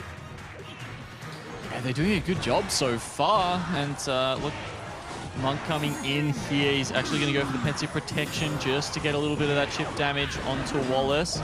And pops back across the bridge. Unfortunately, he didn't have it down at the right time to be able to, tank a little bit more for the hog. And I think Wallace has learned from that earlier mistake now and is consistently timing that snowball perfectly when KFC's hog is getting close to the tower. Yeah, it's all about that snowball timing, and it looks like in this case it was not quite there. The hog managing to get one shot, but the mortar also connecting to the left-hand side. Now two shots. Yeah, I think that was 3 in total that you might have got with that mortar. So yeah, sure, you can talk whatever you want about the hog getting to the tower, but but Wallace traded that and then some with his mortar. So now about 400 HP ahead. Can Wallace continue this as we almost get into triple elixir? Defensive mortar to take the hog. Hog is going to clean up that mortar very nicely, but there's no answer there for the hogs. Hogs managing to connect to the left-hand side. Earthquake coming in. KFC has no response. Just needs to get his through to win here. I mean, okay, one hit, sure, that's nice, but if he's taking that much damage every time that the Royal Hogs come through from Wallace, he's not going to succeed. Bomb tower comes down, but it doesn't stay alive for long enough due to the earthquake. A fantastic Ice Spirit, though, pays its weight in elixir and then some. Snowball coming through now to the cycle, and that earthquake will confirm the 2-0 victory once again. We're treated to the waterworks there from KFC, who unfortunately that's going to be the last we see from him in the tournament. Oh no, he didn't realize the camera was going back to him. We're seeing the real KFC, not the persona. No, I definitely think we saw the real tears falling down his face, unfortunately. But yeah, yesterday's tears of joy have turned into today's tears of sadness. Unfortunately for KFC, we have to say goodbye to our first OCE representative. All right, see you later, mates. You did well. You provided us with some fun moments too, but Wallace definitely had his number in that one. Far and ahead, the superior player, I think you'd have to say, after seeing that matchup. And yeah, look, it's interesting that it's taken till day 3, but it feels like we're finally seeing the Wallace and the Lucas that we saw in Andorra. Oh, indeed. And to see how Wallace made himself all the way and defeated KFC, he started off with the wall breaker deck against the Lava Loon. Unfortunately for KFC, too many of those wall breakers connected. Yeah, a little bit too many, and the balloons, unfortunately, just confounded by the tornado usage from Wallace. And then in the second deck matchup, once again, KFC maybe just sort of looking at everyone else who was succeeding with Hog Earthquake yesterday, but people have come ready for it in day 3, and Wallace was more than able to keep shoving it out. Snowballs, lots of little units to be able to just chip at it along the way to the tower. And was successful.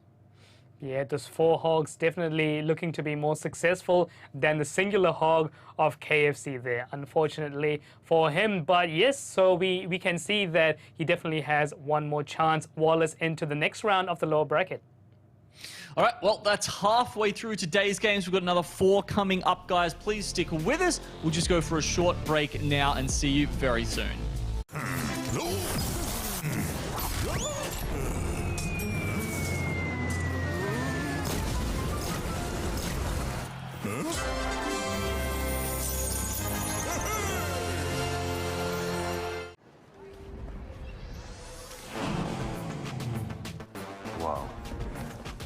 Attention passengers, the final call to flight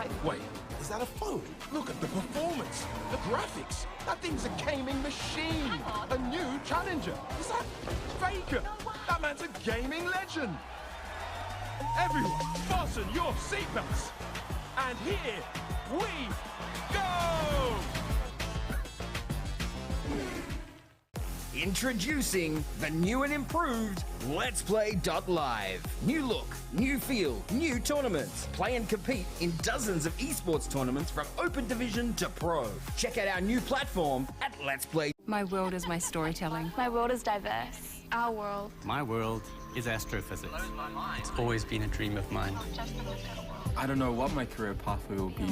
I approach architecture from the point of view of my culture. I want to contribute to my people. It's a way I can give back. I want to change the perception of engineers. I want to take my tohu home when I graduate. Right now, it's about me. And this is my chapter.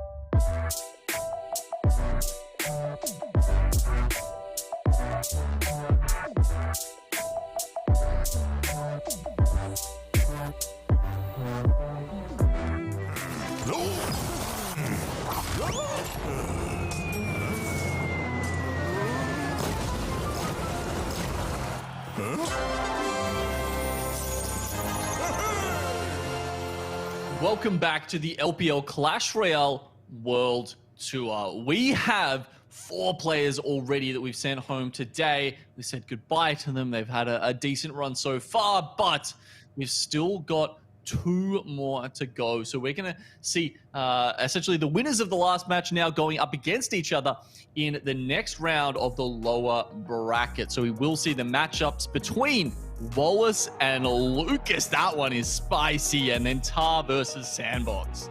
Oh yeah, didn't we see Lucas versus Wallace in the recent Andorra tournament about a week or so ago? And I think Lucas was the victor of that. So we're going to see that rematch happen again. Can Wallace redeem himself this time? Yeah, exactly. That's a good question, isn't it? Will it be the same result, or have they learnt a little bit? I don't know. That's a good question there, Astro. Yeah, and Sandbox versus Tar as well. That's going to be quite interesting to see whether Sandbox can make that lower bracket run all the way through. Yeah. Once again, he's trying to.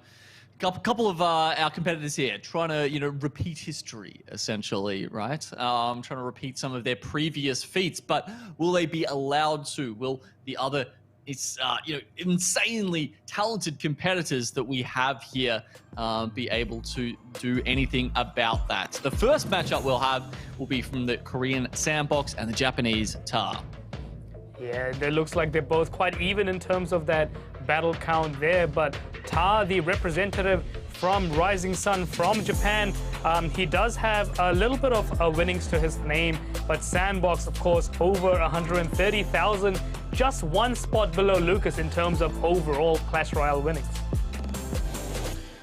Okay, well, Sandbox and Tar have both shown some pretty incredible stuff so far.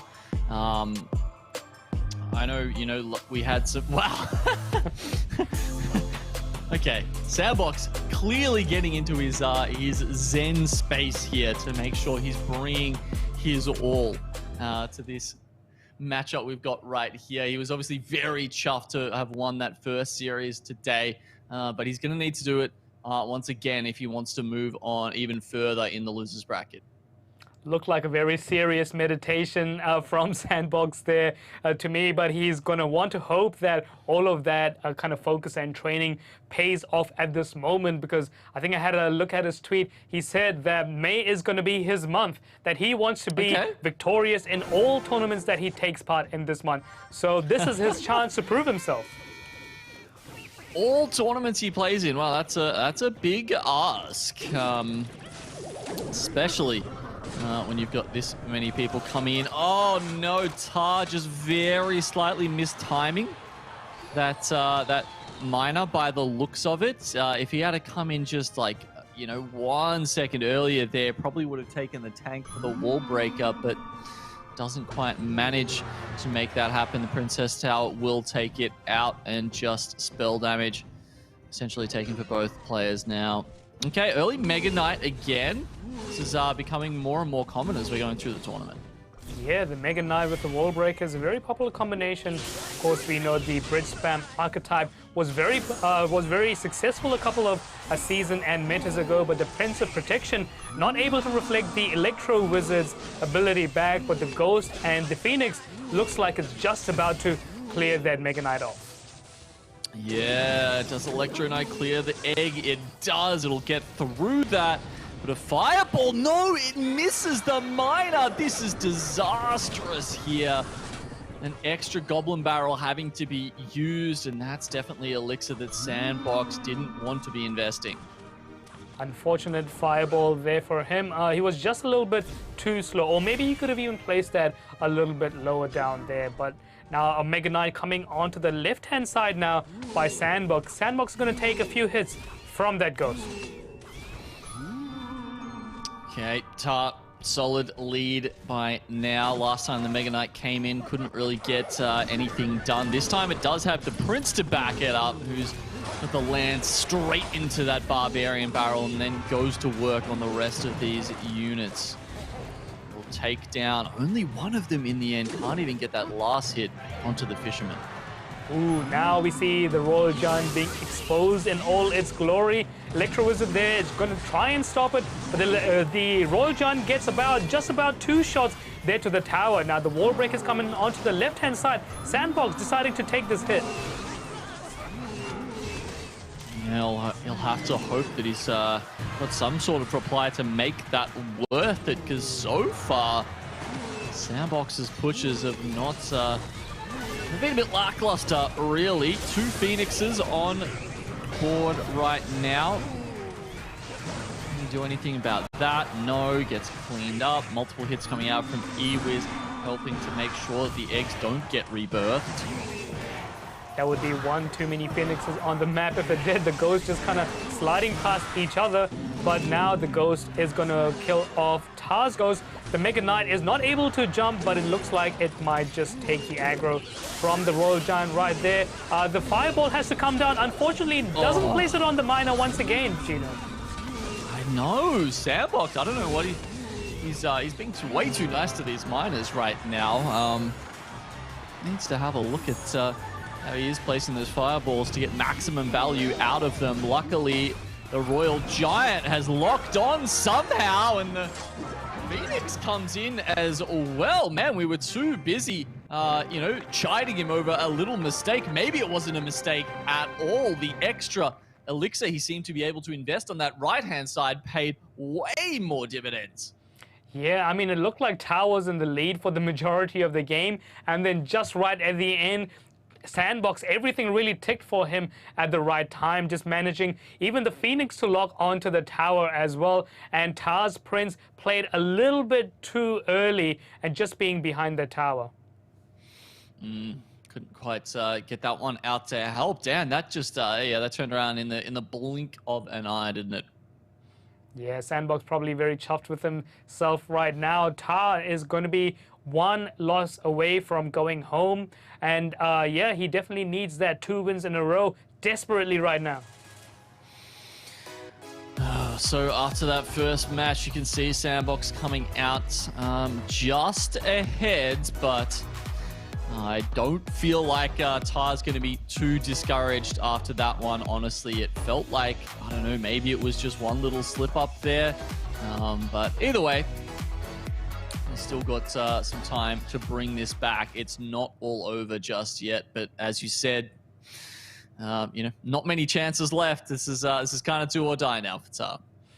Yeah, I mean, Tar does have his friend Tai Chan there up in the upper bracket, but Sandbox is all by himself now, the only Korean representative. So he definitely wants to make sure that Korea stays strong for another day and survives this tournament, Gino. Yeah, I mean, even just looking around at sort of the regions that we have represented here, Astro, looking at sort of like CRL, World Finals, that kind of thing, which regions have typically been the most successful in Clash Royale esports? That's a very good question there, Gino. I definitely think that the Latin American community is quite, have their presence known basically in the Clash Royale scene. We know that the Spanish and the Portuguese streamers definitely get a lot of views in terms of Clash Royale recently. And yeah, I think that's quite a strong region, as well as Spain has been quite strong recently, just pumping out these tournaments. We saw the recent one in Andorra and the next one gearing up in Valencia with the qualifiers taking place as we speak. I mean, I guess even, Middle East has their sort of champion in Muhammad Light, right? If we're talking about players that have done well in Clash Royale overall, right, in the history of the game. So yeah, again, it's just nice to see that you've got these sort of avatars for each region to sort of carry that support from the fans, seeing as it is a global game. But going back to our Japan and Korean representatives for now, it's Sandbox versus Tar. Sandbox striking the first blow here. All towers looks like they're full health right now. Bandit, unfortunately, goes into the arms of the Golden Knight. Both cards now charging by each other now, but they're going to get themselves taken out. Another Mega Knight coming now off Sandbox's own. Ooh, we've got an Electro Dragon. This is a little bit of fun. And Sandbox seemingly running some of the cards that Tar... Sorry. Some of the cards that Tar lost the first game with. But this time, yeah, the Electro Dragon is something just a little bit new. Preemptively places the Tornado. And that will get, I don't know, a little bit of damage onto the Archer Queen. Not sure if that was worth 3 Elixir. Yeah, I'm not sure what he was trying to get at that with that NATO, but the Magic Archer is just going to clean up the rest of the bats nicely. I mean, yeah, it's very interesting that the Electro Dragon is being shown. I'm not really sure what that last card could be. Maybe it could be another E-Giant, or maybe it could be like a Pecker or something. Okay, well, a little bit of a mystery here for us to uncover as we go on. Luckily, the Dark Prince's shield getting removed so that the Prince can do maximum damage to it on that big charge coming through. Sandbox. It's pretty even right now between the two players. You can see just a little bit of a, taking a breather. Says, okay, I'll just play this mine around, see what happens. I'll let you make the defense, and then I can come straight back at you. Yeah, and talking about defense right now, the Mega Knight is just going to clean that cannon card up, turning into a building. But the Queen is going to be placed all the way at the back. A very interesting play there by Sandbox. I'm not sure if the Mega Knight is going to be able to go anywhere. Prince played in the back. Definitely he'll get onto his charge soon. Just as the cape ability from Archer Queen comes out. Bandit comes in with the dash as well, but Sandbox not really getting many connections. Finally, some get through, and almost there, but Tar rejects it at the last moment with the Tornado. Yeah, both of these towers seem to be around with similar health, so it looks like a bit of stalemate in terms of health as we head into double elixir, but the arrows are going to clean up the shield of the Dark Prince, and now the Goblin Drill, the very last card of this matchup. Yeah, I mean, it's weird to see that that one come out so late. Usually, if it's the last card revealed, maybe it's a really high elixir win condition, but I don't know, considering how kind of like ineffective the Goblin Drill has been at times, that somehow sort of also doesn't surprise me. Either way, Sandbox is going to try and make this work, and 2 connections from the Archer Queen. He's going to be pretty happy with that. And another miner coming there with the wall breakers and hoping that this kind of connects. The Tornado is going to be used, but the bomb is just going to be taken out in time, unfortunately, for Sandbox. Yeah, has to use so much to make sure that that doesn't happen. The bats are good enough to stop this cannon cart from getting towards the tower. Players have been pretty on top of that so far this series. Rarely seeing one of them get too far across that bridge. Another Electro Dragon coming down at the back behind the Golden Knight. It looks like it's going to be a Knight versus Knight action. The Archer Queen there on defense. Goblin Drill is just going to sneak with all that action happening there on the map. But unfortunately, the Prince is just way too strong for it. Mega Knight just going all the way around to the center of the map instead of on the tower. He's taken the long way around, but Sandbox doesn't care how he gets there as long as he gets the W. A Tornado will clear up those bats, and that means a couple of Goblin stabs all of a sudden from Tar are clearing things up. He's getting a handle on Sandbox's deck now. Another drill comes in. He's pushing the tempo up in this last minute with 15 seconds left to go. Tar takes the lead. Wow, with 10 seconds to go, it looks like Tar has something now to be quite proud of, but it looks like the wall breakers are not going to connect, and the final Tornado is going to give Tar this victory that he needs. Sandbox is going to push him down into a best-of-3, the third match. Nice comeback by Tar at the end there. It was really looking rough for him, but he finally got the read, knew the bats were going to be coming out. He kept track of that cycle, and he was like, okay, I'm going to pop the Tornado as soon as this drill comes up. That will definitely deal with the cards my opposition is going to use, and that was just enough to start kind of the beginning of the end there for Sandbox. But it's not all over. It's 1-1 now, but remember, this is in the lower bracket. This next match will decide whether Tar or Sandbox moves on to day 3. Day 4? Day 4. Yeah, one of these players are going to go home with that $1,000, and one of these players can make themselves all the way to get to that $6,500. I mean, just look at the difference between this. So we still have a lot of matches left in store, but this is a do or die situation for our Japanese and our Korean player. Okay, well, both of these players are going to make their final selections here in the last deck. I'm trying to think if we've seen Hog out of them. I don't know, maybe we can get a look at the decks at some point just to try and work out what is left, what's available for these two players going into match 3. Yeah, any clues, Astro? Yeah, the clues are on the screen right now. The Royal Giant against the Mega Knight with the Prince and the Wall Breakers. And then Sandbox decides, okay, hang on, I'm going to use what you use. And let's see if I can do anything better with this. Sandbox managing to make that not happen in this case. Yeah, okay, so we've got Hog available for both of them. Spam deck is available for both of them. Electro Giant could be an option for the two players. So it feels like the field's actually pretty open. You know, going for the Wall Breakers, going for, was it that, yeah, the other ones they used there we just saw as well. So some of the more popular options is what I'm trying to get at, are still available. Yeah, it's definitely on the table. I mean, just looking at Sandbox's deck that he used in the past 2 days, he did use a minor loon as well with the Giant Skeleton. So that is something in his arsenal, as well as the very popular Graveyard Rascals with the Goblin Hut. So these options are still very much on the table. And in terms of the deck that Tar has used, he's used the Hog's Mirror with the Giant Skeleton twice so far. So maybe we might see him run to that. And maybe it's a deck that he's just so comfortable with. Okay, and this is the Royal Hog's Mirror one that you're talking about, right? That's right, yeah.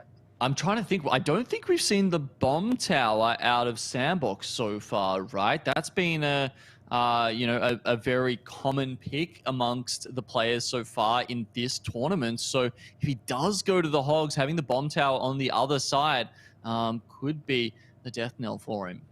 Yeah, I think the Bomb Tower is still on the table for both of these players. As we head into that match 3, let's see if we see any Hogs or Bomb Tower. Alrighty, well, into game 3 now. Tar versus Sandbox. Who can take out this victory? As you can see, Sandbox has won slightly more overall in this tournament, but what does that really mean at this point? Very little, I would contend. It's anyone's game now. Slow start for both of these players, but a very fast Ice Spirit and guards coming at the bridge. But to answer all of that is a mighty fat bowler to take all of those things out. I haven't really seen the bowler being used that often in the tournament so far. So it's going to be, yeah, interesting to see how he can make those boulders connect to Tar's tower. Yeah, once or twice, and it definitely feels like more of a defensive card, right? I mean, he could certainly use it right now, and he's gone too high with the Goblin Cage. Has to come back with the Tornado there. Too many hits, frankly. That Hog gets through, and now you can see Tar's trying to press the advantage. He just says, all right, well, I'll just chuck a Mighty Miner at the bridge because I know that you're going to be struggling to deal with it. He gets another 600 or so damage through it. One tile misstep from Sandbox has cost him so much. Wow, Tar is definitely in a very healthy lead right now with a half-health Musketeer coming at the bridge. Another Hog coming through. Sandbox has to play the bowler, but the Hog still manages, looks like, to get one shot onto the tower, even with the Goblin Cage and the Tornado available and the bowler. I'm not really sure why Sandbox did not use any of those options. Yeah, I guess we'll have to see on the offense here what Sandbox is going to use to try and make that make sense. Okay, wants to go for the Electro Giant. I mean, you know, if Tar really wanted to, he could have Explosive Escape to the other side. Did he have to use the Goblin Brawler to really catch him off guard there? Not sure either way. Let's see. The Golden Knight is backing it up. That's been a good choice several times here, of course. The constant resets onto the Mighty Miner from the Electro Wizard are going to be useful, and he does connect with the tower. So maybe taking that one hog hit was worth the damage he got in there, Astro? Yeah, now we see why he really kind of ignored all those cards, because he wanted to go in for that very strong E-Giant push. But with the Lightning available in store as well, which can take out the Bomb Tower as well as the Musketeer, as well as reset the Mighty Miner kind of attacks, it looks like Sandbox may be quite good right now. But in terms of tower damage, he's definitely not in the lead. Yeah, he's very much behind. Another hog comes through. It will get caught off. Unfortunately, a little bit of a reset there on the Inferno Dragon. Cost him a little bit of damage, but doesn't really matter because every time he is pushing through, these lightning spells are hitting their targets, and he's getting a lot of value out of them, pulling it back towards his favor. Can he keep up, though? This hog cycle, though, so many cheap cards in the deck makes it so that Tar can just keep pumping out the hogs, but it does have to get them to the tower. Earthquake starts coming down now. He's a couple away from being able to take this series. Can Tar hold on and defend long enough? Yeah, I mean, if I was Tar right now, I would just kind of be spam cycling those Earthquakes, because the hog is just not getting anywhere near the tower with the Bowler and the Tornado as well in option. But the Mighty Miner, very healthy looking one coming there on the right hand side. Sandbox choosing to ignore it, but the Tornado comes in a little bit too late. Okay, but he's well aware of the threat, has Goblin Cage at the ready, and nothing will come of that attack. The double Bowler just shuffling this hog up and down. Now an E-Giant at the bridge just to try and help put the pressure on. Tornado sucks all the units in to make sure and maximize that E-Giant reflection damage. 30 seconds left and 300 health on the backside here. I don't think Sandbox is going to be able to crack through before these Earthquakes spell the demise of his left tower. Yeah, Sandbox in a very dire situation right now. I mean, he's not even placing his E-Giant by the time that this match is about to run out. Tar's already celebrating with the victory, and the Earthquake cleans up everything. He knows he's got it. The big celebration from Tar gets him out of his seat, gets him moving, and gets him moving on to the next stage of our tournament. Fantastic victory there from Tar. I mean, Sandbox did his best there, made some big pushes, but he just couldn't get through in any kind of significant way. And yeah, those first couple of hog hits, I mean, if you think about that, right, that one effort at the start there where the hog got through and got 2 or 3 hits, really, that was kind of the difference between those two players at the end. Yeah, I mean, I'm not really sure why Sandbox even allowed those hogs to even get the hit. I mean, the E-Giant probably got less than half the value that the hog got in that instance. Unfortunately, that mistake was just a little bit too great. He could not come back from all that damage done to his tower. And unfortunately for Sandbox, we have to say goodbye to our final Korean player of this tournament.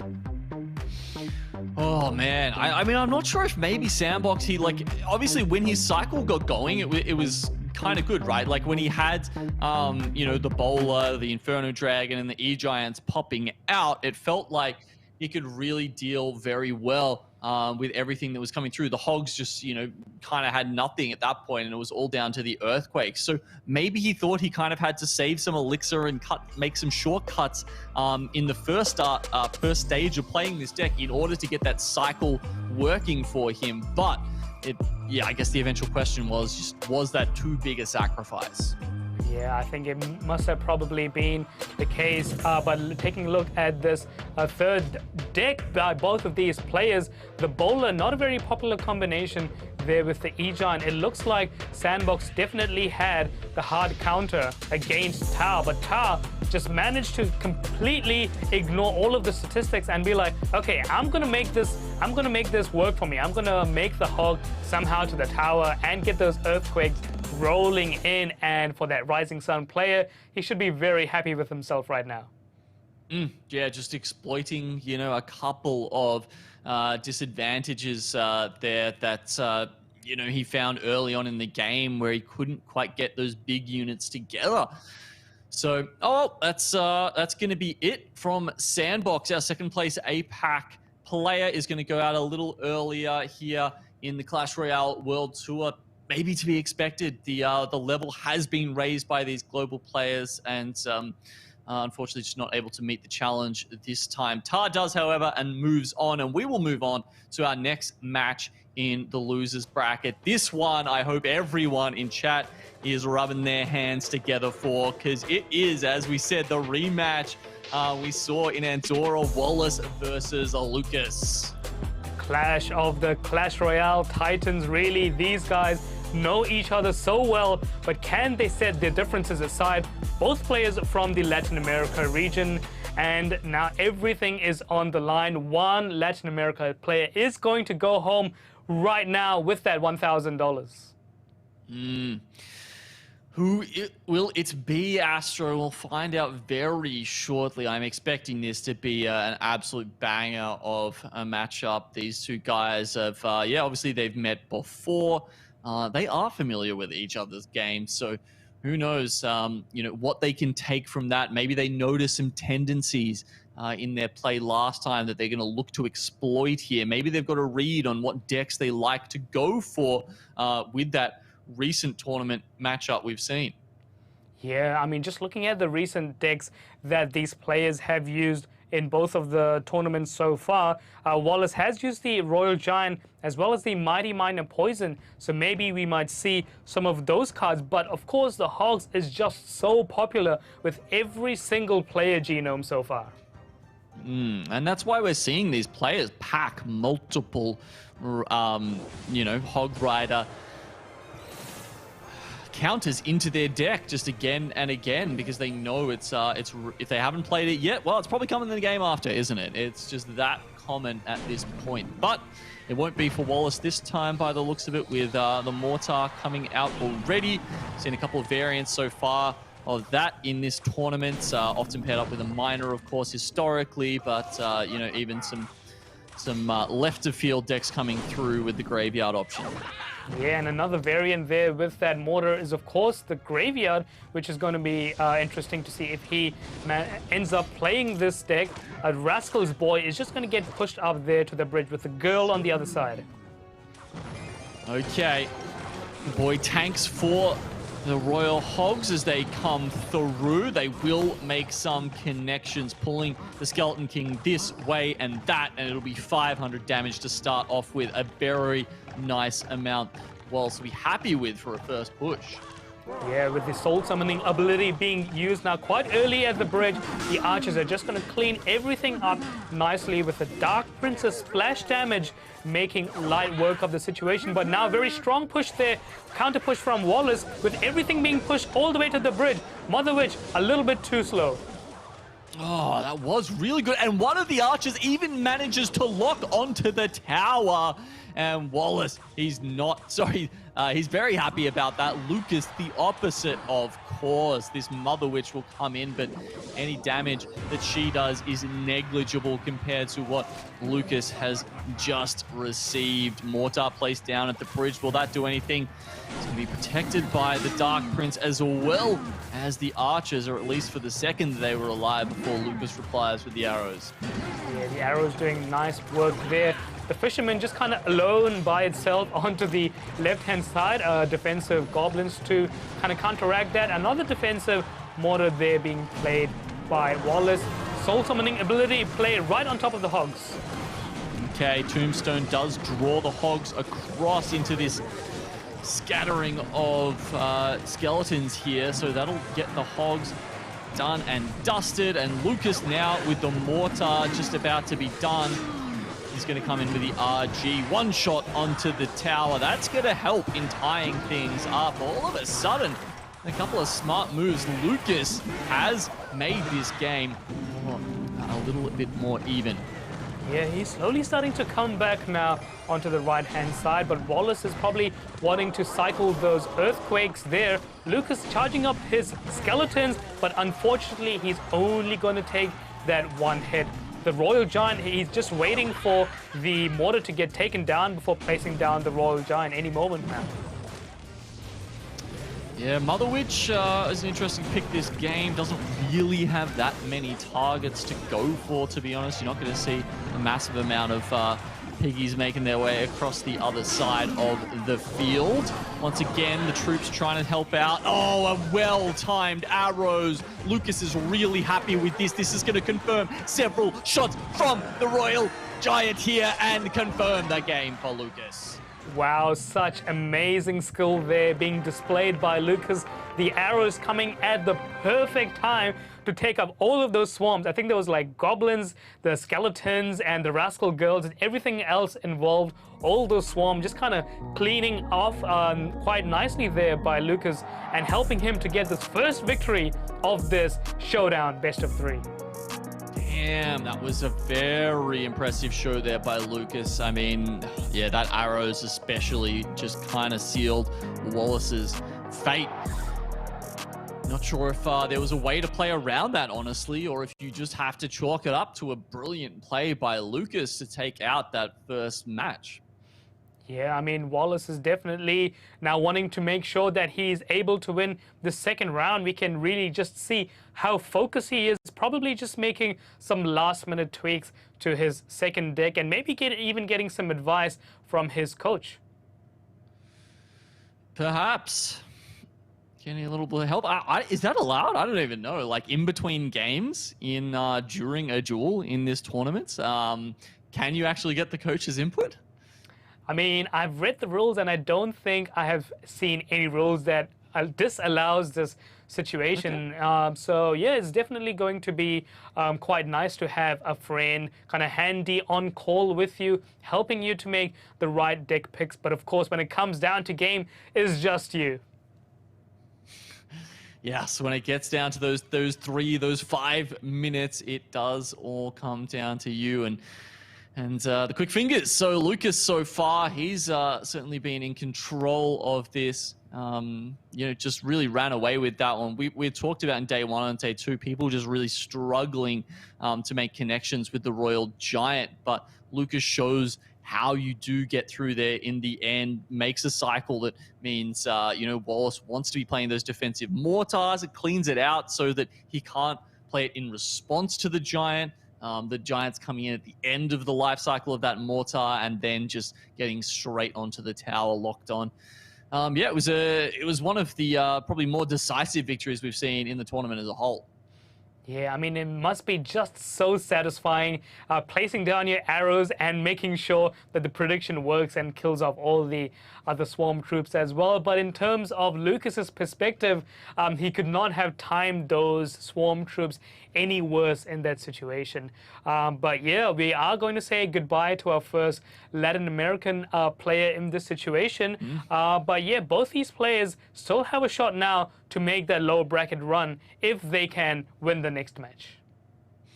Yeah, so true. One will be going down. One definitely will be going through to the next round, right? So, if you are a Latin American enjoyer, supporter, fan, compatriot, you will have someone to cheer for going forward. Don't you worry. Wallace and Lucas, both formidable opponents. I dare say you'd be happy to see any of them in the next round. Who will it be? I don't know. We'll find out very soon. Lucas 1 up at the moment. Yeah, Lucas just kind of making himself comfortable with the Bomber and the Phoenix now coming at the bridge against the Electro Wizard and the Golden Knight. I'm not sure if Wallace is going to use the Golden Knight charge ability. He decides to just use it, but unfortunately, no connections. Yeah, that was no bueno. Don't know about that one. Lucas does throw down his Golden Knight in the end to stop the barb hit from coming through. Electro Giant in front. This is the combo. This is what you want. These two together can deal with almost any form of ground troop. Barbarian Barrel on the top. It's too much to the right side, so we're not seeing that ability come out from Lucas. Actually, we are in the end, just to decide to lock that cannon card in place. Oh, and another ability no, he's connects. Misplaced it, and you can see the shame on his face. I mean, even recently, right, the Golden Knight did have the nerf where they nerfed the dash distance from that he can connect from one thing to the other. So it's been easier than ever to dissuade him, to pull him in different directions. But this time, Lucas does not get the balance right. Yeah, I think it had been nerfed from 6 tiles to 5.5 tiles, but for somehow it still manages to connect to Lucas's tower. Unfortunately, the cannon was just a little bit too low, but no worries. He still has a minute and another 2 minutes in overtime. If he wants this Electro Giant anywhere near the tower, the Tornado gonna come in from Wallace now and allow the Executioner to get some more value. Yeah, shout out to the ex-NATO combo we got going on here from Wallace. That's the first time I believe we've seen Executioner this tournament. So more and more cards coming into the fray as we get further in. Bomber takes too many stabs there and does allow a couple of extra hits to go onto the tower. It's not the best choice when you're going up against the Goblin Drill. No, not the best at all, but yeah, the Goblin Drill needs to get a few more connections for Wallace if he wants to lengthen that lead, but the E-Giant, it looks like it's just about dead before he can get anywhere close to Wallace's tower, and now we're in for another round of pushes. Yeah, it's funny that we're seeing more NATO come out of Lucas than we are out of Wallace. He's repositioning the Executioner rather than Wallace repositioning things for the Executioner this time. Lucas, with a minimal amount of damage now, says, okay, I can force you to put some defenses down on the right-hand side, so let's switch it up. I'm going to put my E-Giant over here this time. I barely made a dent in that right tower, and I don't want too much more pressure coming down to my left. Oh yeah, very low cannon there by Lucas, so he had to respond with a very high Golden Knight, but the E-Giant is going to come to the right-hand side. Unfortunately for Lucas, a Tornado in response, but just as we finish that push, another E-Giant is going to make its way all the way to the tower. We have to see a defensive Goblin Drill by Wallace. This time he plays it low just to sneak that E-Giant across. By the time the Golden Knight comes down from Lucas, he is going to chain it into the tower. 1, 2, 3 hits. That's a good start if Lucas wants to make this a comeback. 50 seconds left. What's he going to do about the Goblin Drill this time? He's going to have to use some spells to minimize the damage, but he can't eliminate the threats. Lucas just choosing to ignore everything on the right-hand side tower, even allowing one of the champion abilities to get some insane value. But the Tornado is going to come in now and do a little bit of value. But just as we talk about another E-Giant on the opposite side. So usually we're seeing players follow this up with an E-Giant on the same side. Finally, the lightning comes out from Lucas. It's the last push. Is it too late? The E-Giant's barely going to make it to the tower. Wallace ties it up 1-1. Wow, such amazing plays there by Wallace. Lucas is just kind of very tired, it looks like, with the situation, kind of redoing his hair there, being ready for the next match. I think he was just so close in trying to get those E-Giant connections, but in the end, Wallace, the victor. He is. He does come out with an ex-NATO victory. The first time we see that deck come out this tournament. I mean, it's been around for quite some time. Essentially, when the Executioner came out, I think it went through a few nerfs over the years. It used to be really, really strong, and then it got to the point where you kind of only played it if you really wanted to maximize value with that Tornado as well. So yeah, look, cool to see even more archetypes sneaking their way through here, and not only that, but being successful. Yeah, I mean, the Executioner has definitely gone through a lot of changes. I remember that the Executioner's card art itself had also got changed from serious looking to a little bit more playful there, but Wallace has just been able to use the Executioner to his advantage and allow himself to get into that very highly anticipated third match of this best of 3. Yeah, representing Team Tribe there, as well as Latin America. That's a nice win for Wallace, but can he go any further? Or is Lucas going to stop him once again?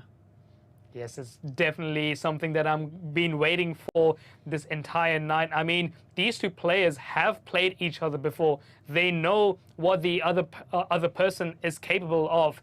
I mean, in the last tournament, I think we saw Lucas take the win from Wallace. Can he do it again, or can Wallace finally get his revenge that he's so after? I mean, they're so good that you honestly wouldn't be surprised if either of them made it to the grand final, if either of them took out the W in the end. That's just how much talent we've got on this side of the bracket, not to mention the 4 winners bracket players that we've got coming up after this match.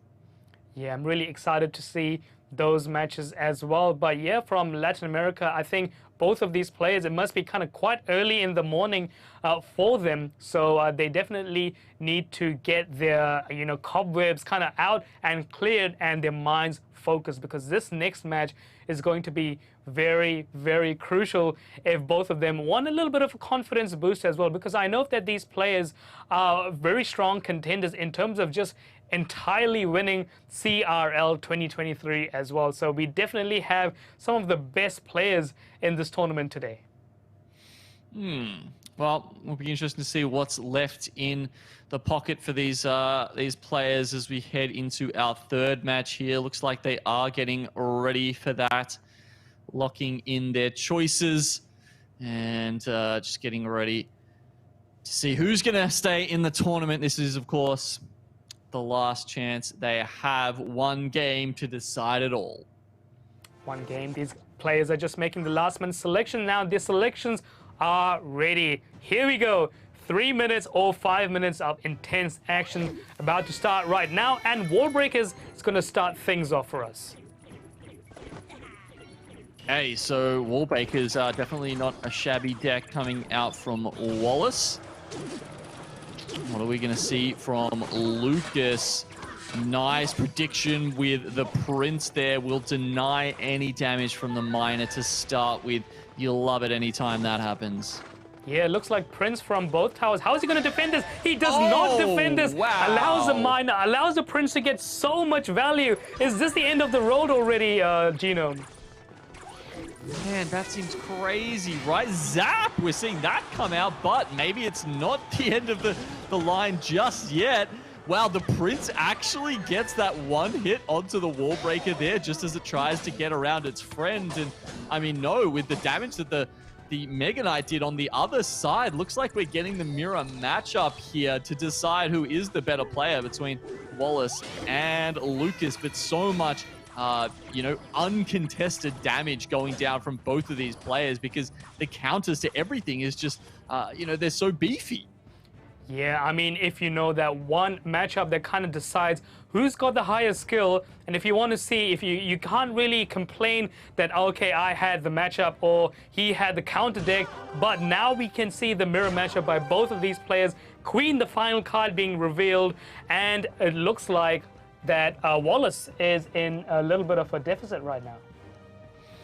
Yeah, he is. I mean, if it's a 1 crown victory, then maybe it won't matter so much. But if we go any further, then certainly Wallace has the options with damage on both sides of the tower. He can be a little bit flexible with how he plays that. Another Wall Breaker hit goes in here. This is drifting further and further in Wallace's favor when it seems like neither player has particularly good tools when it comes to defending. Oh, talk about poor tools in defending. The Bandit just kind of being left alone onto the left-hand side tower, putting the tower down to 1700, but the Wall Break is kind of sneaking through. I mean, it just looks like there's so much damage happening by both of these decks, Genome. It looks like the defensive capabilities against each deck is just atrocious. Yeah, atrocious is the right word. It's all out offense here in Game 3 between Wallace and Lucas. It's basically who can do the damage first. Defense, yeah, never heard of it. Don't know what you're talking about. Someone needs to go to a basketball game and get the other defense claps out because these guys both need to work on it. Going into double elixir time, surely that makes it a little bit easier to get those beefy units out, the Mega Knights, the normal Knights, the Archer Queens out to deal with some of these units, and maybe that'll stem the bleeding just a little bit, and that's what Wallace really needs.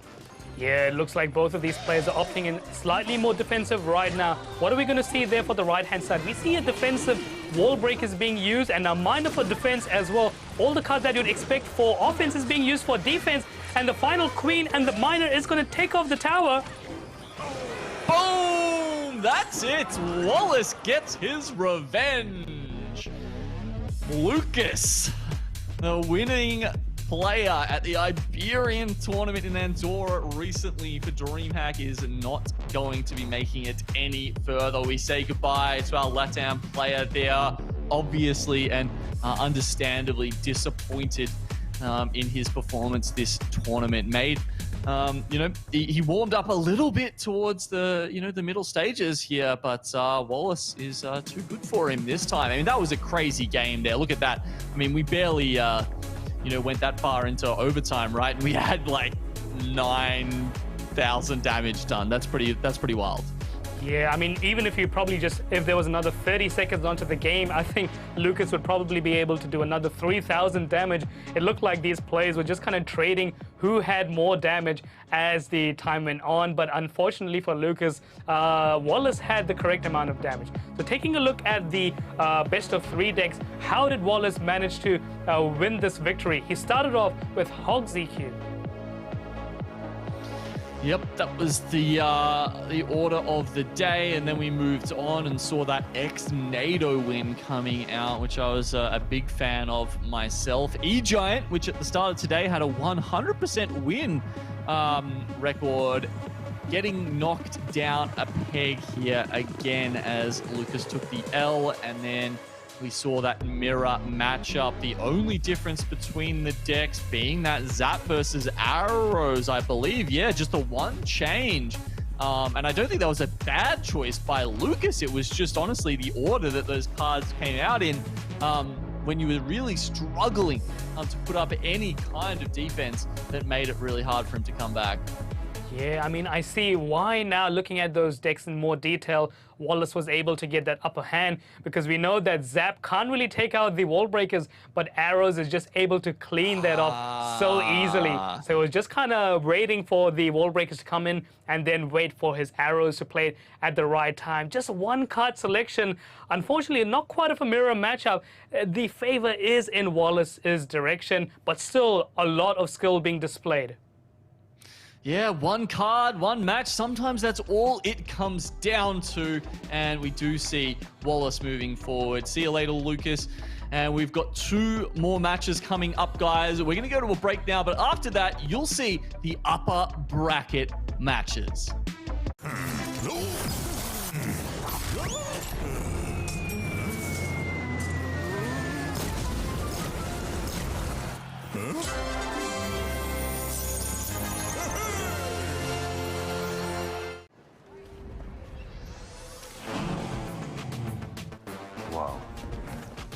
Attention passengers, final call to flight. Wait, is that a phone? Look at the performance, the graphics. That thing's a gaming machine. A new challenger. Is that Faker? That man's a gaming legend. Everyone, fasten your seatbelts. And here we go! Introducing the new and improved LetsPlay.Live. New look, new feel, new tournaments. Play and compete in dozens of esports tournaments from Open Division to Pro. Check out our new platform at Let's Play. My world is my storytelling. My world is diverse. Our world. My world is astrophysics. It's always been a dream of mine. I don't know what my career pathway will be. I approach architecture from the point of view of my culture. I want to contribute to my people. It's a way I can give back. I want to change the perception of engineers. I want to take my tohu home when I graduate. Right now, it's about me. And this is my chapter.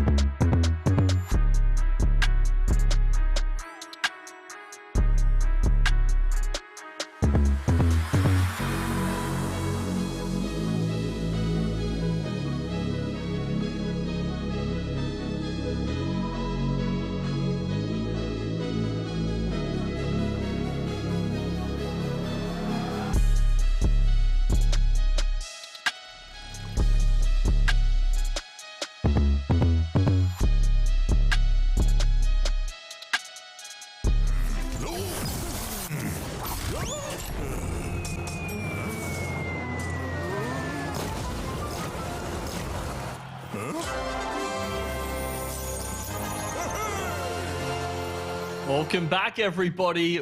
We've been through the lower bracket today. We've seen 6 fantastic matches and 6 very, very talented competitors get eliminated with only 2 of those still remaining. So having a look at that bracket, we can get a recap of what happened there in the lower bracket. Yeah, Tribe Wallace just beat down Lucas X Gamer in the most recent match that we've just had. Unfortunately, Lucas does go home with that $1,000. And on the other side, another giant being taken down. Sandbox also goes home in the hands of our Japanese Ta. Yeah, he was definitely one of the players from the APAC region that you thought might have been able to make a deep run. Does okay, but doesn't quite get over those final hurdles. But that said, Astro, we've got some bigger matches even yet to come. The 4 players who are undefeated so far in this tournament, none of them getting there unscathed, as you can see. I mean, SB, it's been 2-1 every time for him. The others managing to grab at least some 2-0s in there, I believe. But yeah, Taichan, SB, Vitor, Ardentoas are going to be our matches that we get to see. The semi-finals, 2 of those players will go on, of course, to the upper bracket final tomorrow. Yeah, each of these players are unique from their region, so we're not going to see that region versus region like we just saw happening in the previous match. So each of these players are going to be fiercely competitive against the other. I'm sure they will be. Let's check out who of those will be our first competitors here, Astro. It's going to be OCE's SB, the Giant Slayer, the surprise package so far this tournament versus Japan's Taichan. Yeah, the only OCE representative to remain in this tournament so far, SB, with the 63,000 in the battle count. I mean, that's more than double what I have. So it just goes to show how much he's really been practicing this game, Genome. Yeah, and I know you're a grinder, Astro. So that is impressive. But who knows? Maybe that's the difference between you being on the desk and him being in the hot seat now, playing for thousands of dollars here in the pointy end of our tournament. As we said, these guys haven't dropped a match yet. They've dropped some games along the way, yes, but they've clutched up when it matters. Yeah, clutched up, and SB will need to do that once again if he wants to take down this Japanese giant. I mean, in terms of player earnings, I know you like me to say all of these stats, but Taichan has just under $10,000 in his player earnings, and SB just under $7,000. So if he can make his way all the way through to the grand finals, he has a chance to almost double that amount. Yeah, you certainly wouldn't, sneeze at that much, would you? Taichan, as you can see, with a 4-1, and SB with just one more loss to his name. But, arguably some harder players even to go through so far. So I wouldn't take away too much from that just yet. It's a Golden Knight down there from SB. We've seen that paired with, there he is, the Electro Giant quite often so far. A really good way to make sure that giant skeleton doesn't advance towards your tower.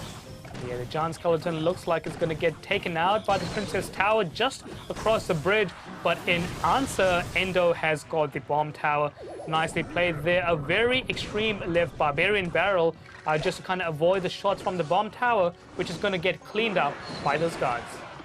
Yeah, you can see SB actually leaking a bit of elixir there at the start, just kind of maybe not enough pieces yet revealed on Taichan's side for him to make a decision on what the next move should be. Taichan forced to play something high there, lest the dashing dash come out from SB and connect onto the tower.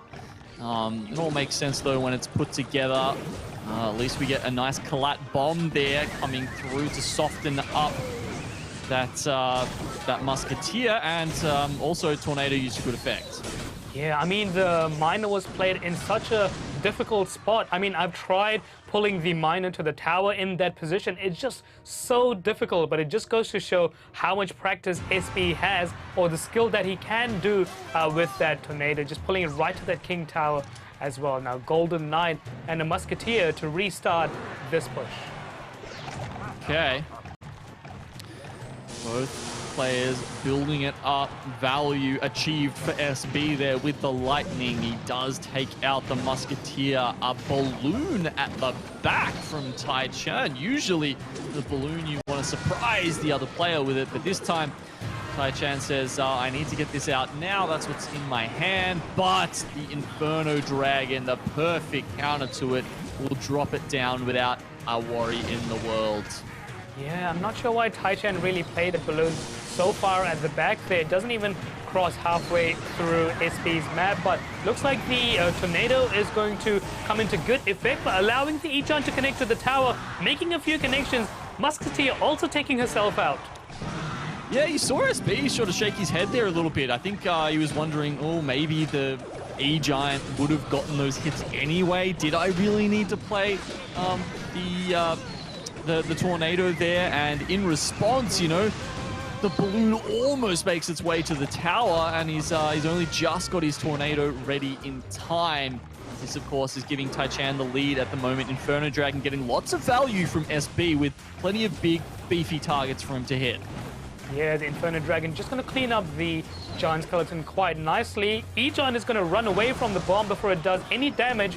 Endo tried to place the bomb tower so that it wouldn't do that, but unfortunately in this case, looks like we've got quite a healthy E-Giant coming at Tai Chan's tower. Snowball not able to push that away.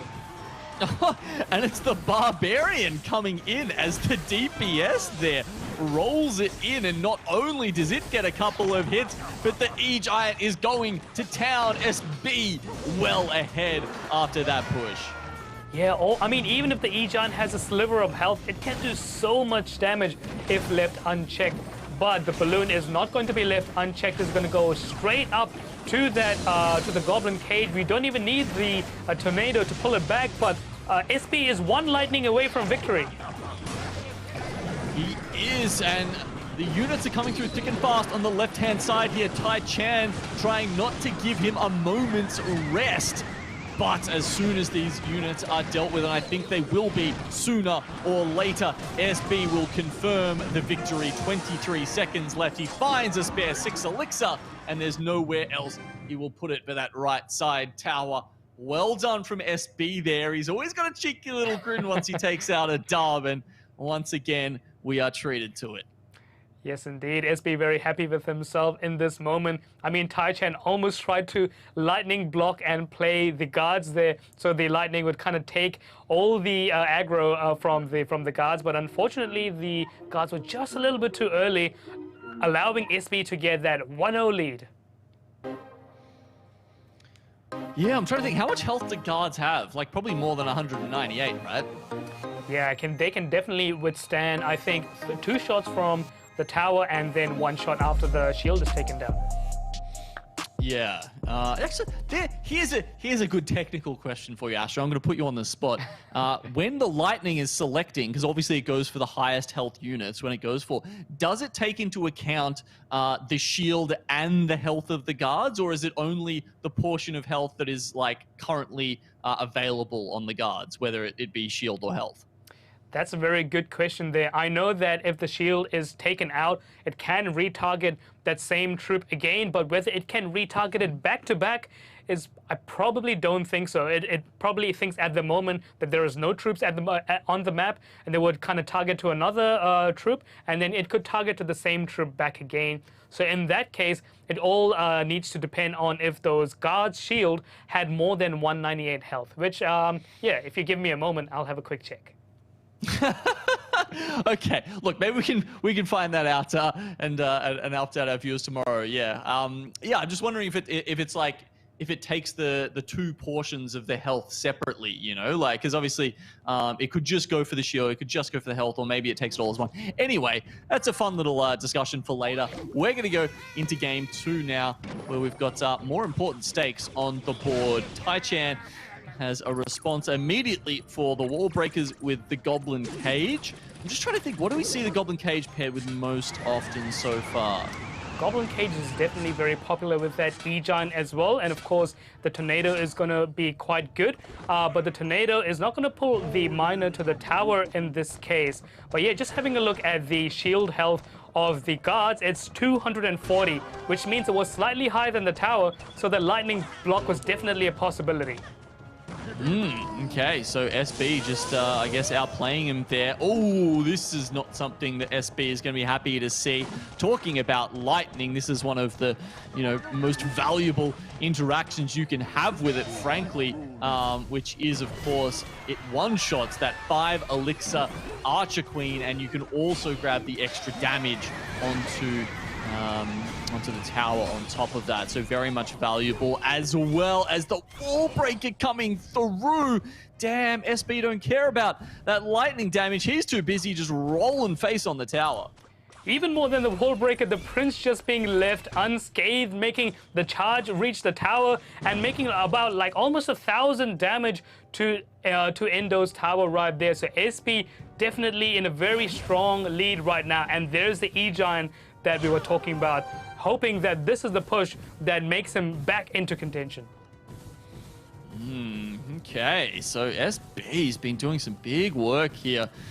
Managed to get himself a lead already. We haven't seen a building out of him yet. So does he have anything to pull this E-Giant away, or is he just going to be relying on big damage units? It looks like that's the ticket for the moment. The Prince, the Mega Knight, as well as the Archer Queen are enough. Yeah, I mean, just remembering our previous match with Wallace and Lucas, I don't think this deck really has that building, so you're just going to have to rely on these heavy hitters to get to the tower. Bandit, with just a sliver of health, manages to just sneak away at the tower now, but a healthy E-Giant coming through for SV. Healthy, and not only that, he's got a Phoenix to back him up. He's got a Lightning to mow down these defenses. The E-Giant does lock onto the tower, but the Phoenix doesn't get the hits in regardless. Tai-Chan has evened things up with that push. The big difference there was that SB didn't have the Archer Queen down already, but it's hard when you've got Lightning. He knew the Lightning was probably going to come out at some point, so do you play it? You're kind of damned if you do and damned if you don't then. Yeah, I mean, it's so difficult in this situation. Now, Tai-Chan's tower in triple digits. SB with that slight lead, so it's going to want to hope that the Mega Knight, which may come out soon there in front, is going to make its way to the tower. But in response, we've got a Bowler, we've got a Barbarian Barrel. Is it going to be enough to defend against the Mega Knight? Oh, some chip damage coming through there. But it's not just going to be chip damage, it's going to be a big jump from the Mega Knight and a big jump in the air. Fist pumps coming out from SB. He moves on to the upper bracket grand final. This man has leveled up so much in the preceding couple of months since we saw him in the APAC tournament. Every single matchup we see from SB has honestly been phenomenal. Like he's just looked really good at it. Not only his execution, he's not making mistakes. He's making the deck picks that work for him and work against his opponents. I'm just genuinely so impressed by this OCE player. I think he has definitely earned his title of Giant Slayer, like you mentioned, taking down the mighty Japanese Tai-Chan, who we know is such a formidable opponent, who's just taken down the likes of, I think, Sandbox or other players earlier on. But yeah, SB now is going to go in the upper bracket finals, which is what we're going to see tomorrow from him. So yeah, I'm really excited for our very own OCE player. But Tai-Chan still has a chance as he makes his way now to the lower bracket. All right, let's have a recap of those decks here. SB, he finishes game number 1 off with that E-Giant Mega Knight combo, but the tech choice of the Inferno Dragon certainly helped him out a lot. Yeah, the Inferno Dragon just kind of cleaned up the Balloon and the Giant Skeletons quite well, but in the second deck, it looked like it was the Mega Knight, Prince, Wallbreaker, Brit Spam to get past all of the E-Giant's defenses and make their way to the tower. I mean, I think SB probably saw in the previous match that Wallace, how he managed to get the victory with the arrows. SB decides, I'm going to run the arrows as well. just in case it was the mirror matchup, but it wasn't. You know, no building, but that doesn't matter. It just meant there was a big, you know, counter push coming every single time that he did manage to stop that E-Giant. You know, the one time that, not Wallace, that Taichan did manage to get through, he did significant damage, right? But either side of that, SB was punishing him. So, wow, that's a very significant 2-0 victory there from SB. He's into the Winners Bracket Grand Final, Astro. Who is he going to meet there? Let's answer that question next with our final match of the night. Yes, we see Vitor from EU against Ardentoas from NA. I mean, these two players have not dropped a single, have not lost anything so far, so they still have that second chance if they need to use that. But in terms of win rate, both of these players seeing each other eye to eye at 80%. Yeah, it's been a solid run for both of them. Ardentoas there, he was looking pretty solid in some of his matches. I think definitely, you know, I feel like he actually had his opponents make a couple more mistakes versus him as well. Is he going to get that same treatment here from Vitor? I'm not so sure. I think all 4 players who made it into the semi-finals here have been quite clean with it.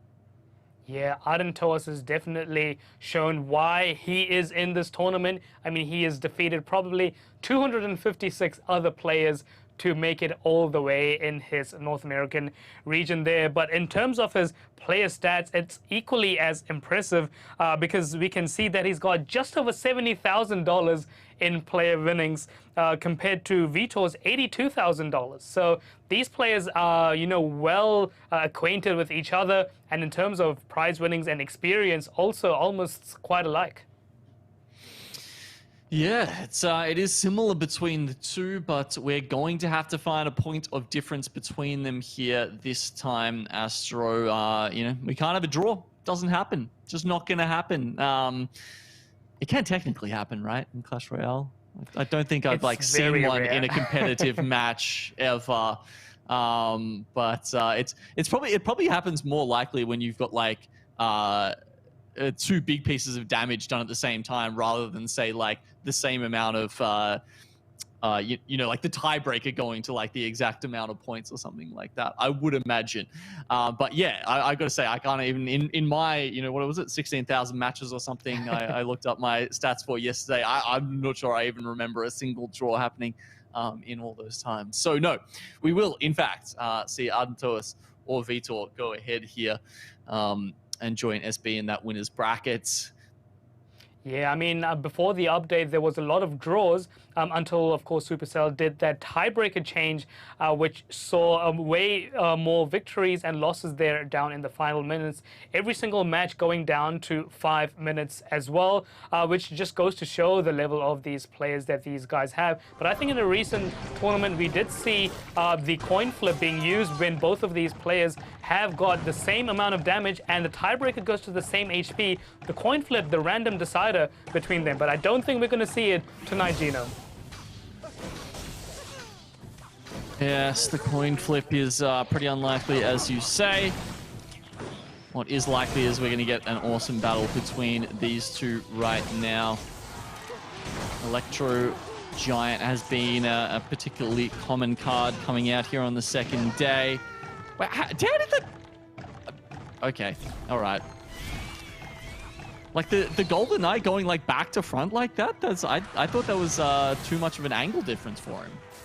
Yeah, I think the Golden Knight can run about 180 degrees from its first kind of troop that it sees, but yeah, it's quite a difficult interaction to really pinpoint.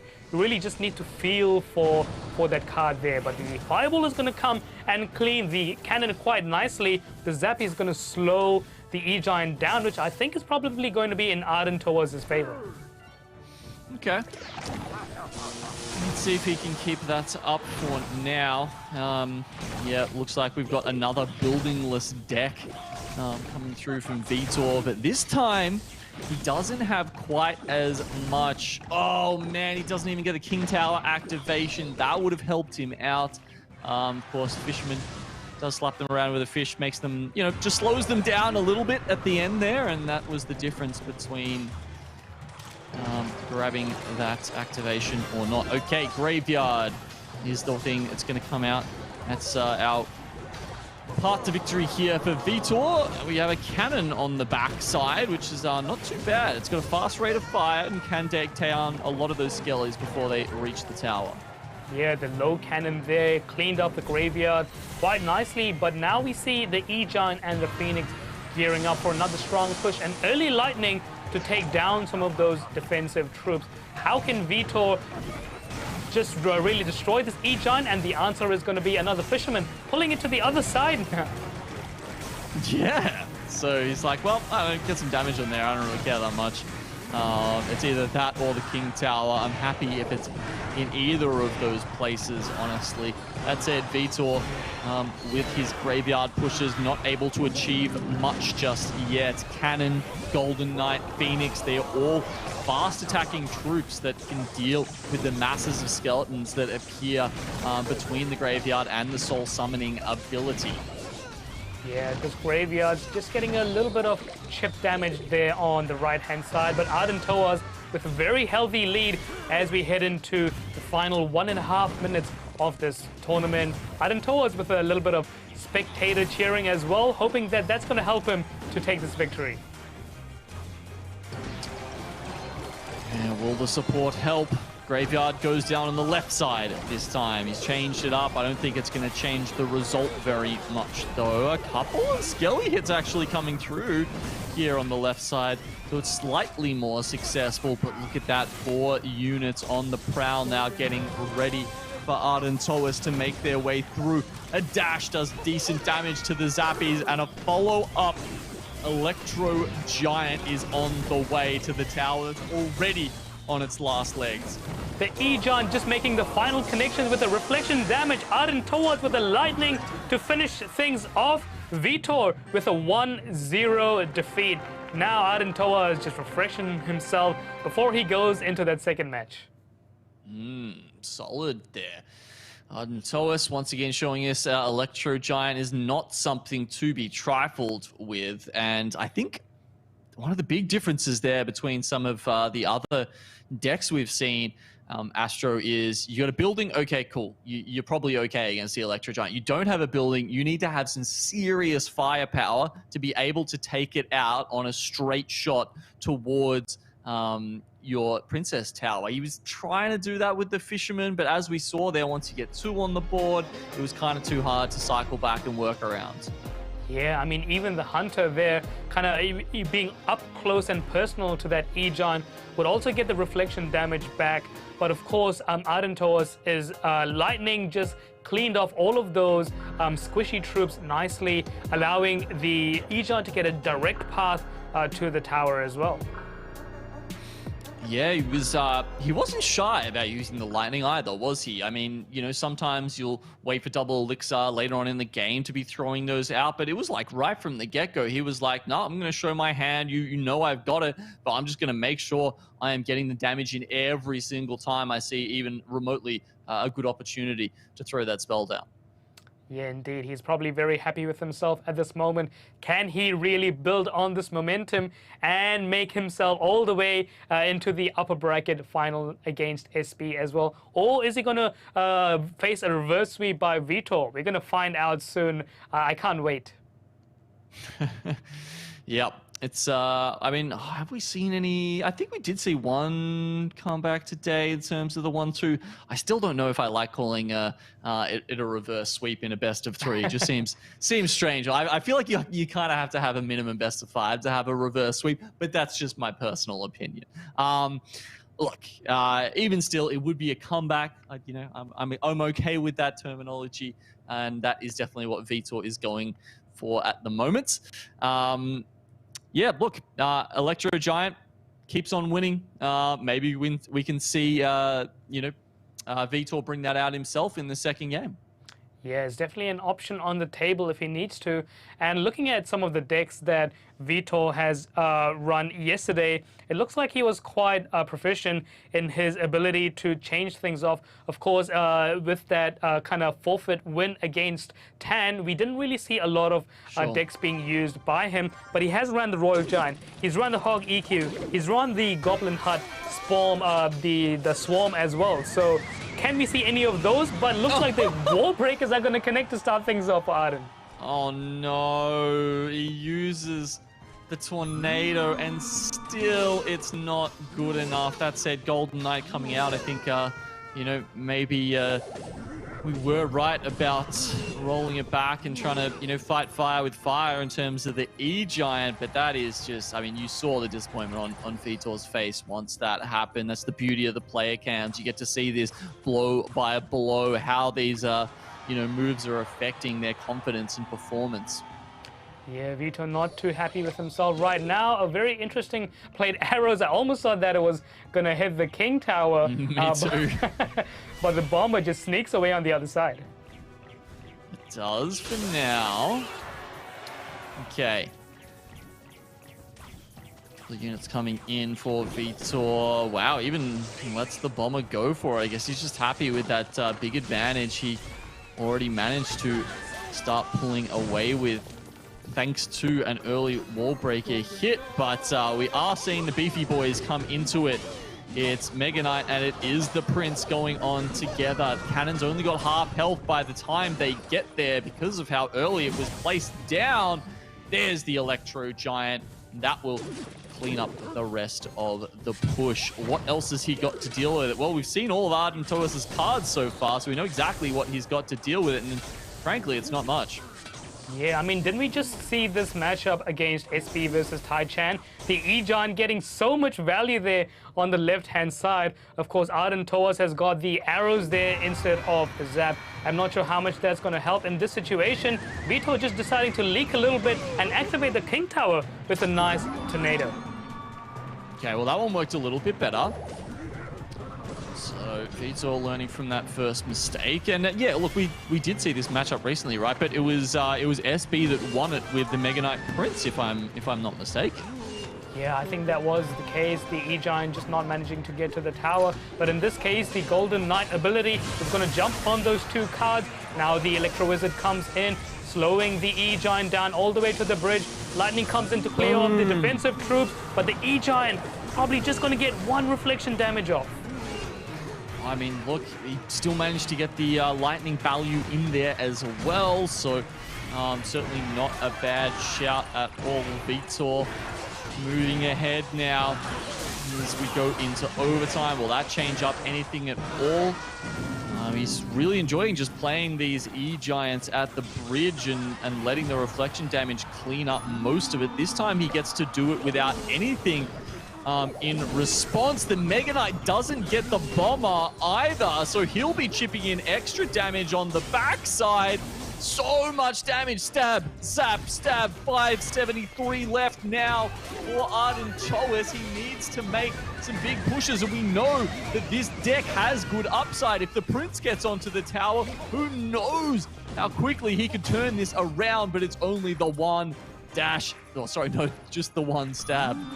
Yeah, just the one attack there without the charge, making it 1464, but Vitor is still in a massive lead right now. The Royal Ghost is going to advance ahead of the Mega Knight. There's another strong push coming there by Arden Toas, but a miner there to take out the cannon. The Prince kind of going to take out the Golden Knight out. It's a triple elixir now. Okay, is this going to favor Arden Toas or Vitor? We'll see very, very soon. The E-Wiz continually stopping the advance of the Electro Giant to try and help out. Another lightning comes through now. Vitor surely just moments away from victory. Can he stop the wall breakers coming through? No, at least one of them gets through now, but within lightning range, Vitor brings it back. Vitor very pleased with himself right now, getting that lightning, not being kind of lightning blocked by any of the other troops as well. Arden Toa is taking another sip of refreshment to help him to get to that final best of 3. Yeah, and looking at the deck stats, it looks like the Vitor's slightly heavier average elixir deck helped him in this situation. It was just a little bit better this time, wasn't it? Woof, man, that was a really close one. We are going to have a quick look at the decks we've seen so far to give us an idea of what we might see in the decider here between Vitor and Arden Toas.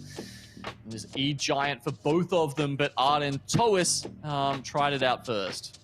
Yeah, the E-Giant, and then being repeated by Vitor. Of course, the E-Giant is victorious in both circumstances against the Mega Knight with the Prince and the Wall Breakers.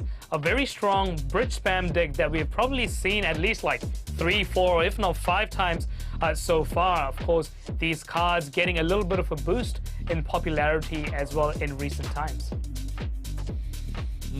Okay, so considering E-Giant is off the table, is there anything that kind of counters that now you would think is a stronger option coming in for these two players in Game 3? Yeah, I mean, we still haven't seen the Hog or the Hogs along with the Mirror, and as well as we haven't seen any Graveyard yet, I believe. So that's definitely on the table for both of these players. But looking at Arden Toas's deck selections from yesterday, he used about like 5 different decks, including the Mighty Miner with the Wall Breakers, with the Drill, the Hog EQ, and the Graveyard. So we know he's capable of everything, but he's going to start off with the Earthquake. Okay. Does that signal a Hog or perhaps something else? Bomb Tower will be there to take out Wall Breakers, so he's happy with that choice of defense. Musketeer now coming at the bridge, probably just going to be just away from that Princess Tower. The Mighty Miner is going to get pulled back by his smaller companion, the Miner, but now we see both Mighty Miners charging away at each other.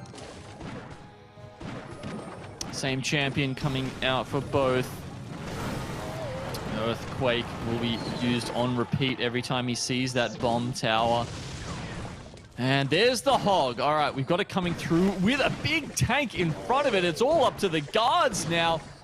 Are they guarding well? Not particularly. 3 hits, I think that might have been for good old Hog Rider there. And that's some serious damage to start this off for Arden Toas.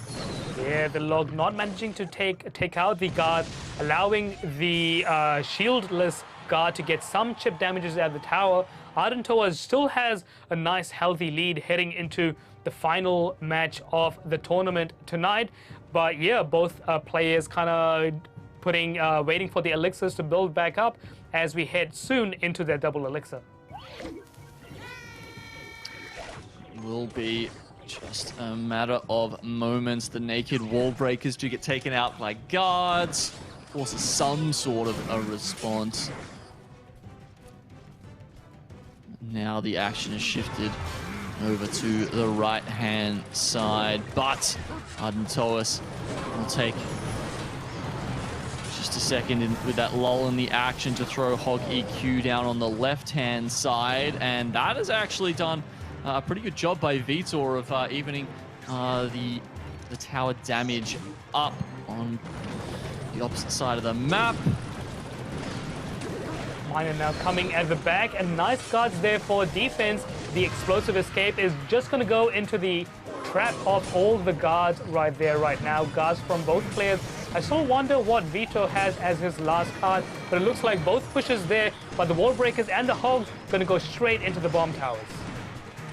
The bomb tower is doing a great job, probably soaking up a little bit more damage or elixir, I guess, on Arden Toas' side. At least, but that continued pressure from Earthquake is just making that left side tower from Vitor look more and more at risk.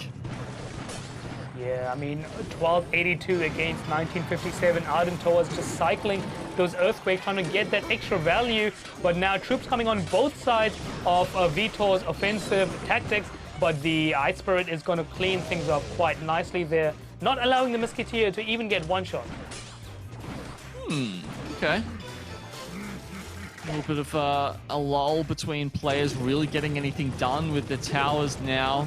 Even without the bomb tower down, Ardentoa says, well, look, I know the Hog isn't getting through anyway, so I may as well get value on the guards, I suppose, and chuck the Earthquake down even earlier. A second one comes down. He is cycling as fast as he possibly can now, and with all that, another Hog swing. Ardentoa all of a sudden is in the driver's seat.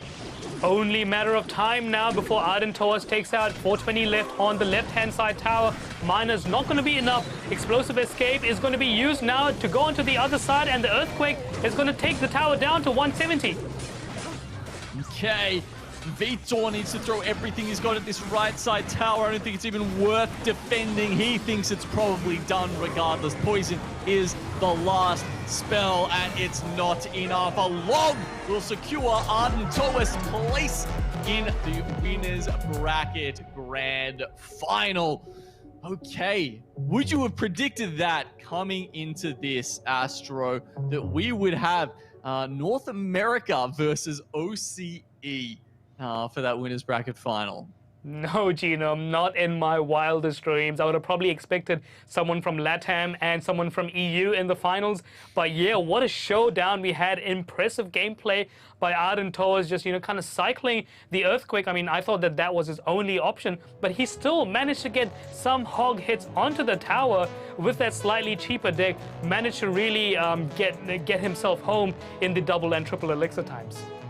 Yeah, I mean, it wasn't like Vitor was playing a particularly elixir-heavy deck, but gosh, Ardentoa, I guess it was the 4-card cycle there, a little bit lower at 9, that just allowed him to continue pushing through those, Hog, Log, Earthquakes, yeah, just again and again, Spirits, whatever it was, that just allowed him to push through there.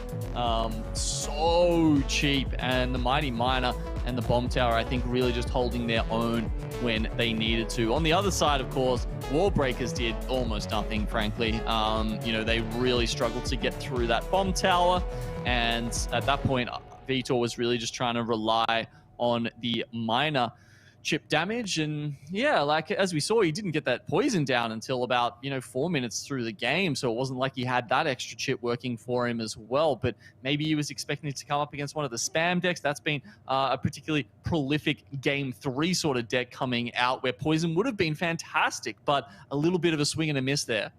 Yeah, you're so right there, Genome. I mean, he didn't really reveal the poison until the very, very end. I mean, if he had replaced the poison with an Earthquake, that would have made things so much easier and just taken off that bomb tower quickly, allowed the Wall Breakers to reach the tower. But unfortunately for him, 1 card misselection is going to push him down to the lower bracket. We won't say goodbye to him just yet, but we will see him back tomorrow. Yeah, they get another chance, and having a look at the players in the upper bracket now, who, of course, there's only 2 left. It's going to be SB versus Ardentoa. They will have a match-off tomorrow in the winners bracket final. One of them will drop down, play the losers bracket final, and then potentially make their way back up. But yeah, look, awesome work from those two. SB, honestly, it's crazy to say it now, but I actually think he's looking like the best player in the tournament at this point. That said, I wouldn't count out anyone down here either. Vitor taking on Tar in the lower bracket, and Tai-Chan will be going up against Wallace to start us off tomorrow. Yeah, I mean, just take a look at all of these names. I mean, we had to say goodbye to Sandbox and Lucas X Gamer. Who would have thought that? I would have probably expected these 2 players to make it all the way to the finals, but they've already exited the tournament, allowing the players such as Vitor and Wallace to hang on to for another day. So in day 4, we really have some intense action, and I can't wait to see who joins themselves in the upper bracket.